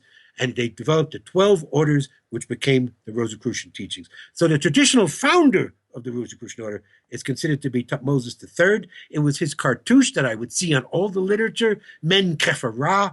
Everywhere there even was a club that the Rosicrucians had, the Men Kephara Club. So all of this symbolism everywhere. Akhenaten, Thutmose III, now I knew why they were considered the traditional founders of the order. And also in From Light into Darkness, which we may not have time for today, we also trace the connection that Akhenaten had to Judaism, which was very significant to me. If you guys want to keep talking, we can go for another 20 minutes. Well, why don't we talk a bit about sound, right? Because Beautiful. Hakeem, if I remember, had told you to study sound and water. When we talk about, he would talk about the fact that we have 360 senses, 180 feminine, 180 masculine. They are the gods and goddesses. They are the netters, Osiris, Isis, Hathor, Nephthys. All of that are the netters. They were principles. They were never considered to be deity. They were aspects of the whole. Schwaller de Lubitsch, again, was the first one to recognize that. And he first defined netter as an aspect of the whole, as a divine principle. Hakeem further took it to be a sense, something that's not only without, within. We're born innately with 360 senses. If we're only using 5, he would say us, we're crippled. We're crippled today. We have 355. Now, he and I were going to write a third book, and he was going to do a hieroglyphic dictionary. And he would say, well, nobody knows 360, of course. That would be somebody who's like a Jesus, enlightened. But he probably said, I know 20 or 22. I said, Papa, that's enough for a book. But he stopped at 7. He cut it off. And it was actually 10 years ago that coming up in a week or so, that he came here to Colorado, stayed with me for 3 weeks, that we were working on this book. And we were working on the names. But he cut it off. He said, we're doing the same thing the Greeks did. We're just labeling. They will label themselves. But he himself, being on the path of meditating at the site, knowing where the Holy of Holies were at every site, going around to all the sites, meeting all the masters, becoming then teaching meditation at the sites, he was higher advanced than most normal person. And he would know, when he would meet a person, where you were at. All he had to do was look at you, and he would know where you were at as your level of consciousness. He would further know when you opened your mouth, and you would ask him a question, he would always answer the question at the level of the questioner. Some people would say to him, were the netters gods or were they myths? He would look at the person and he would say they were myths, and he wouldn't talk any more about it. But if they were a person who were on a level of higher understanding, he would say they are senses. And then he would go and teach you, what is that? You have it within you. That's the whole idea of going to the sites. That's the whole idea of his method of teaching. We go again to have the double brain experience. Each site is dedicated to a netter. It is a particular sound. Now, to your question, when Hakeem met me for the first time, he saw I was already 25 years on this path, had become a Rosicrucian on the spiritual path, had studied Eastern mysticism, had studied Egyptology for 25 years, had already studied Schwaller de Lubitsch. I was there. So he said to me, your task will be to learn about sound and water. Sound and water, the knowledge that the ancients have, and the interplay of both. And he knew I was an archaeologist, and I could go from there. And so we did. So as we said, each netter had a frequency of sound. Each pyramid, and we believe now there's 120 pyramids, there's 72 we know in Egypt. Of course, some are dynastic, some are not, all ancient Commission structures, but each ancient pyramid was tuned to a different frequency of sound. Each site is tuned to a different frequency of sound. Each site has running water. Before they carved the Sphinx, before she, being the first thing above ground 54,000 years ago, they drilled tunnels into limestone bedrock, miles, I think more than 100 miles, out into what is today called the Western Desert, where they connected with the natural underground tunnels of a flowing underground river. There was not only an above-ground Nile, which we see today, there was an underground Nile, which was called by a German researcher, MLP Blankenship, in the around the turn of the 19th century, the Nil, using as a German word, which means primordial, primeval. There was an ancient river. That ancient river they brought from the west to the current Nile Valley by drilling artificial tunnels, bringing water to the site. Water and stone. Water and stone. The vibration, they chose the stone for its vibratory frequency. We now are getting into a level of geology of the ancients never approached by anyone. And that's two great geologists, Dr. Robert Schoch and Susan Moore, the geologists of the Kemet School, who are now teaching us about stone and understanding that these people were master geologists. They knew, Susan Moore, who went straight from college out into the field. Dr. Schock went to the academic. He's got a 40-page resume. He's got 7 books he's written about stratigraphy, one of the great academic geologists in the world. Well, Susan Moore spent 40 years in the field in the Canadian oil and gas industry. We talk about granite. We just say granite. She comes and tells us there's 700 different types of granite. We talk about feldspar, which is a substrate of granite. She says there's thousands of different minerals that make up feldspar. So we're looking at a system now that they knew stone like we're just beginning to know. They knew the chemical, physical properties of stone and its vibratory abilities, and they chose the stone for its ability to make sound, to vibrate. And what we see now, a particular type of stone, which is where we're at now, the ultimate state of the art in our research, is a term called porphyritic diorite. As we can teach people very quickly, a quick geology lesson. There's 3 different types of stone: sedimentary, igneous, volcanic, or plutonic. Plutonic means it forms from underground in magma. The hardest stones are that's what formed igneous, plutonic. Limestone is sedimentary. It's maybe 3-4 on a scale, Mohs scale, M-O-H-S, the scale of geology that determines hardness of stone, diamond being 10. Igneous starts at 7 because it has quartz content. Igneous starts at 6, excuse me. You have, as stone cools, okay, the hardest stones being formed from volcanoes are igneous rock and plutonic, forming from magma. The first one that cools is called basalt. It is usually a dark black or gray stone. It has the least amount of quartz in it. So it is the softest, 6 on the Mohs scale of 10. The next stone that cools is called diorite. In Commission, we call it diorite. We use it as Hakim pronounced, he called it diorite. It's pronounced in English diorite. Diorite has more quartz content, so it becomes 6.5. Diorite has many different colors. It can be gray, can be black, has different types of in it. Then it goes to granite. Granite is 7 on the Mohs scale. Why? Because it has the most quartz content. Quartz is 7. So in other words, to cut these stones, you have to have something as hard as quartz or harder. It has to be 6, 6.5, 7, or harder. Diamond being 10. Usually they say diamond tools are only modern. We know now that the ancients had diamond tools. So first of all, from the engineering, from the technology standpoint, we're looking at these ancient megalithic stones and the hardest stones that have ever been on this planet. So they had to have tools to be able to cut it. This comes into the work of Christopher Dunn and other engineers we work with. People read Christopher Dunn's books, the best source on that. That had to be severe, highly advanced. So we use the term ancient advanced engineering. Brian uses lost ancient engineering as a term. We don't think it was lost. It just was laying dormant. So I prefer ancient advanced machining. Obviously, to cut this, again, Hakim wanted us to study that. What we know now, this one stone called porphyritic diorite, porphyritic means the quality of the stone has different conglomerates in it, was their favorite stone. It is the most vibratory, most resonant of stone we have yet discovered. Rings like a bell when struck. So does rose granite. It's obvious. Everything of this civilization was based on infrasound. Sound was used to create an anti-gravity field to lift these megalithic tons to build the pyramids and carve the Sphinx. Sound was used to create the anti-gravity fields, to carve, to drill tunnels, to do all the amazing things that they did. We even believe now, we have some evidence, and we've got physicists on board to help us with this, that they actually used ultrasound to alter the physics of stone. We have the great controversy, and this is where really, I'm glad we got into this, because this is really where I'd like to leave, to take it before we leave, is another great controversy. You see the controversies we get in on Facebook. No, they were aliens. No, they're extraterrestrial. No, they were humans. Hakim's major point was we insult our ancestors when we say aliens built the Great Pyramid.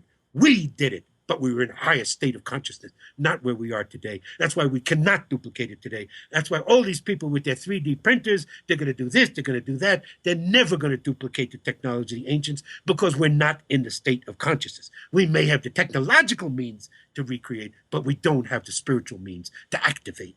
So we're never going to be able to duplicate until we go back to that state of consciousness. So the controversy now is oh, they melted these stones. A Frenchman came out with a book in 1996, a Frenchman named Joseph Davidovich, who was an organic chemist who had developed a system called geopolymerization, a new form of plastics. He's very famous for that. He did great research. He deserves the credit where credit is due. But he went out of his field and decided to step into Egyptology, and then made this ridiculous statement that all the stones of the Great Pyramid and of ancient megalithic Egypt were synthetic, were geopolymer plastic concrete, were created. And he claims that 2 samples were given to him. He never collected his own samples. Let me say this again. If there are any archaeologists, real scientists listening, this man came up with a theory which is proffered by many people today. He did not collect his own samples. He was given 2 samples, supposedly that came from the interior of the Great Pyramid by French archaeologist Jean-Philippe Lauer. He used those. Oh, they're synthetic. It's geopolymers, blah, blah, blah. Created this whole mythology of synthetic stone. We, the Kemet School, have been testing stone from Egypt in the last 10 years by one of the most famous testing laboratories in Pittsburgh, Pennsylvania, called Matco Associates, a great friend of mine who is a Rosicrucian and a world-known chemist, world-renowned chemist, world-class chemist, has been testing the stone. To make a long story short, we've been testing the granite, we've been testing the limestone, testing the diorite, testing every stone we can come across, tested stone from inside the pyramid, testing stone from the casing stones of the pyramid. We have not found one instance of synthetic stone. It is all natural quarried stone. They had the ability to cut and quarry. We find the tool marks. We find the marks in the quarries. There's no way that they created synthetic concrete. Yes, that's what you'll read. As soon as I'm finished talking here, someone will put another post on Facebook about the Coricancha in Peru or about the sites in Peru, that they're all vitrification, that they're all synthetic stone. Absolute nonsense. Again, Brian Foster and I stand head-to-head with this. The Kemet School stands head-to-head with this. Robert Schock, Chris Dunn, all of the great engineers, every engineer we've brought to Egypt. Since I've been doing tours to Egypt since 1998, I've had dozens, literally dozens of engineers come with us. Not one has disagreed with us. That is not a case of advanced machining we're seeing, that had to have advanced tool mark to do this. Not one geologist who's come with us has disagreed that this is synthetic stone, that it's not natural stone. Everybody knows this is natural stone we're looking at. So the key, sound and water. They had an understanding of both that we're just coming to today. As far as water goes, I recommend people read Masamuro Emoto, who was great, Victor Schauberger, and Johann Grander, the masters of the last 100 years in discussing water. Victor Schauberger identified 33 different types of water. What? 33 different types? We just talk H2O. That's what we're taught in school. It's just H2O. No. Water is not the same. Water that comes from the heart of the earth from and polluted that goes through pipes is not the same. So again, there was the key that Hakim set me on that path. In 1997, really started teaching in 1992. He whet my appetite that I had to come back. It wasn't 5 years till I could get it together, come back again. In 1997, I spent 3 weeks with him in the field that became the land of Osiris. And it's then he gave us the whole story of Kemet, of the cycles, of the stages, of the numbers, and he told us right then and there, sound and water is the key to understanding this ancient civilization and how it worked together. And he said at one point, sound was everything. In fact, in some new documents that we have just gotten the raw footage of the Pyramid Code, things that were left out that they didn't put in. And he talks there about sound. And he says, think about it. Think about just the English language, which is our language, of course.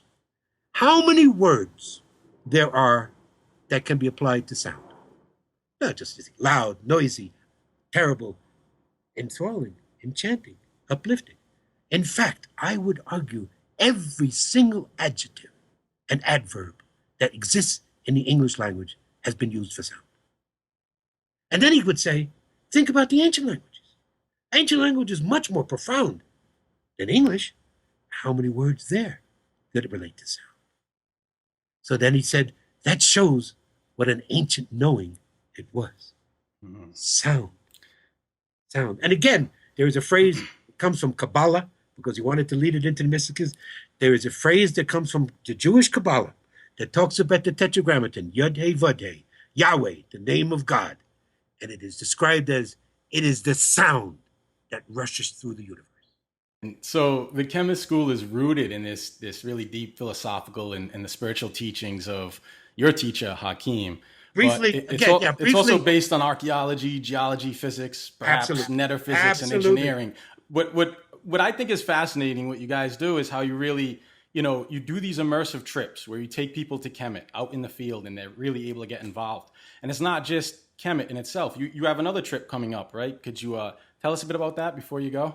Well, yeah, we're actually, speaking of himself, Brian Foster, I'm going to be seeing him in 3 weeks. It's going to be my second trip. In September of 2014, he invited the Kemet School to come to Peru and Bolivia. He brought me and Yusuf and Patricia Awayan. And just briefly, let me just get this clear for people. Hakeem Wested in August 2008. His second youngest son, Yusuf, had never really gotten into working with us. He had gone out in the field, but it was always superficial to him. It never was something he thought was his life's work. But it was always the son that Hakeem chose, the son he wanted to be the one. He got married to an American woman, Patricia Lehman Awayan, who came to Egypt with me in 2005, fell in love with Hakeem and the teaching. She probably was the best student I ever had. She got it better than anybody. She fell in love with Yusuf. They got married in 2008, right after he passed, after he wested. And then they formed in 2009 the Kemet School of Ancient Mysticism, dedicating themselves to continue his teachings, to continue to work in his name. I joined on board in 2012. We did our first techno-spiritual tour in April of 2013, included Brian Foster, the first time I met him, and Christopher Dunn. It was a great tour. So Brian Foster brought us to Peru in 2014 to see the difference between Peru and Egypt, compare it together as he was doing with us. It was a great tour. We're now going back for our second time in July 2016. And we're going to be going back to the great sites of Pumapunku, Tiwanaku, the Sacred Valley, all the incredible things where we can see this amazing ancient megalithic civilization, which had a similar type of technology with local variation to what Ancient Commission was doing. And so we date those ancient megalithic sites in Peru and Bolivia as being well over 10,000 years. It's been an honor, and we'd like to thank you once again for having you on the show. Well, this could be just part one, brothers. I could come back for another session. We're going to take this further. We could literally sit here and talk for a week. There's so much we can go into in detail. And also, it's because you two guys, too, because you've been students of it, because you've studied, you've listened, you've watched, you've heard other interviews, you've read. So many times I've been interviewed by people who had never even read my books. And so we had to start basically from ground zero. What is chematology? Well, what is Egyptology? And go from there. You know the right questions to ask. You can lead the discussion deeper. So this being a first time out, even another time we can go deeper and deeper. Absolutely. As Hakeem would always say, again, as I said to you, he would take it to the level of the questioner to what you want to know. We could take this as deep as you want to know. Because the truth being is what's in Land of Osiris and From Light into Darkness is only a small amount of what Hakeem gave me. It keeps coming out all the time. As I'm in the field, as I'm talking to you, different things will come all the time. Oh, he told me this. He said this. He's constantly with me. One of the major teachings, he gave us 5 teachings, which became the basis of From Light into Darkness. There is no time. First of all, there is no time. Time is an illusion. It's only a function of distance. Then he said there is no death. He taught us there was no word in the ancient Cometian language for death. It was west or westing. So in other words, life and death were not a dichotomy. There is only life. There is only consciousness. Death, what we call death, is just a changing of form. Consciousness continues. But then he gave us, there is no separation. And he left me in 1997 with those 3. There is no time, there is no death, there is no separation.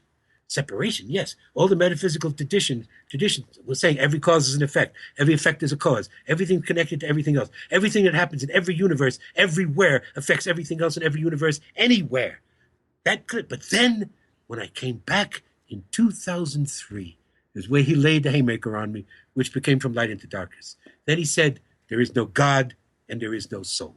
But those have to be defined. I could not start From Light into Darkness by saying that, because I would lose people from the beginning. It couldn't be till the end of the book that we say that. And it's not to the end of the lecture that I give on it, because people have such a connection with the word God. People have such a subjective personal connection. Oh, I talk to God. God talks to me. But the idea is there is no personality. There is no being. Because if number 3 is true, there is no separation. There cannot be a creator separate from creation. Creation and the creator are the same.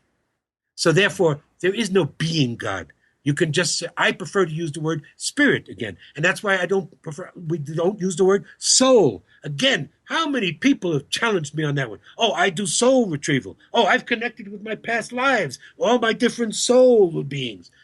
Well, Hakim would say we're only one person. We've always been the same person. There's never been.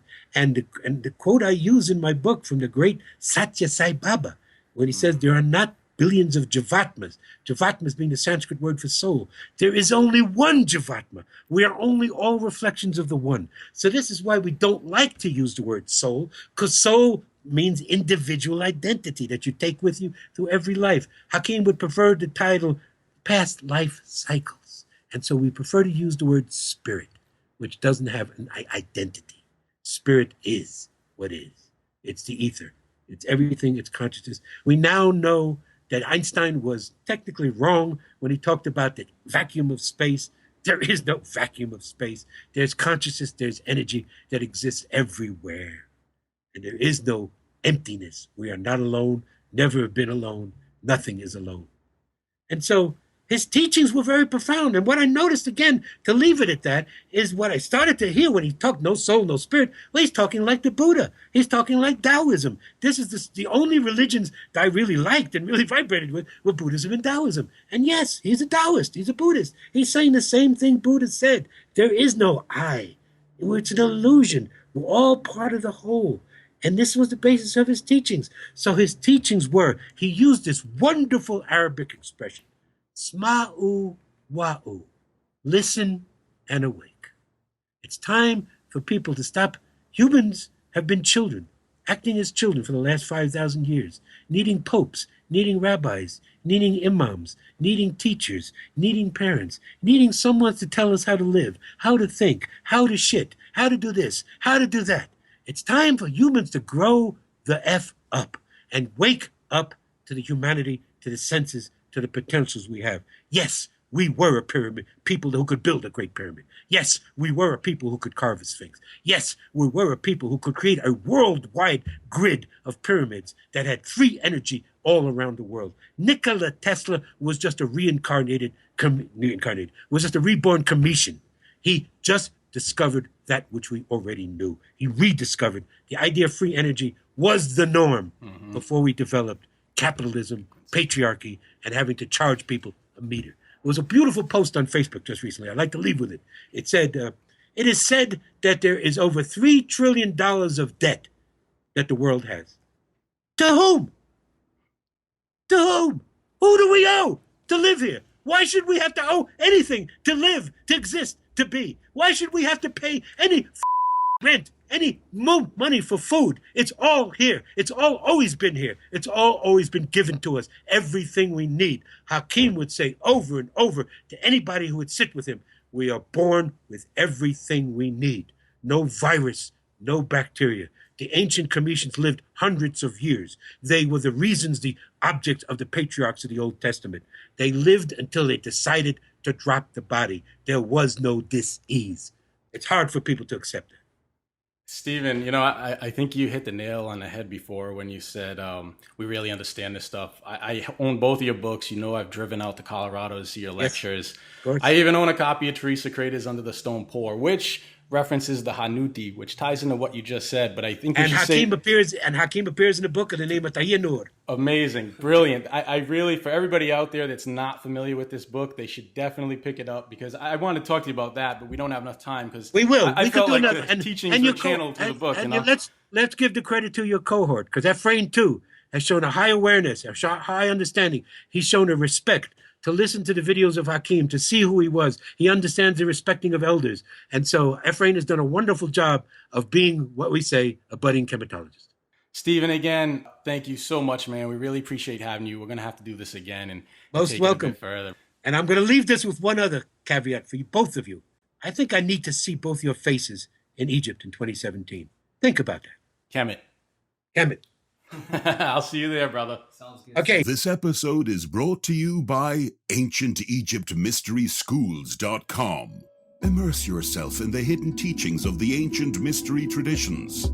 For thousands of years, initiates have examined the meanings of sacred texts said to hold the secret path towards ascension. But how can we decipher these often enigmatic phrases and symbols? Join the line of ascended masters on a quest for deeper truths of our universe. Follow along as we trace the powerful evolution of humankind's most illuminating secrets.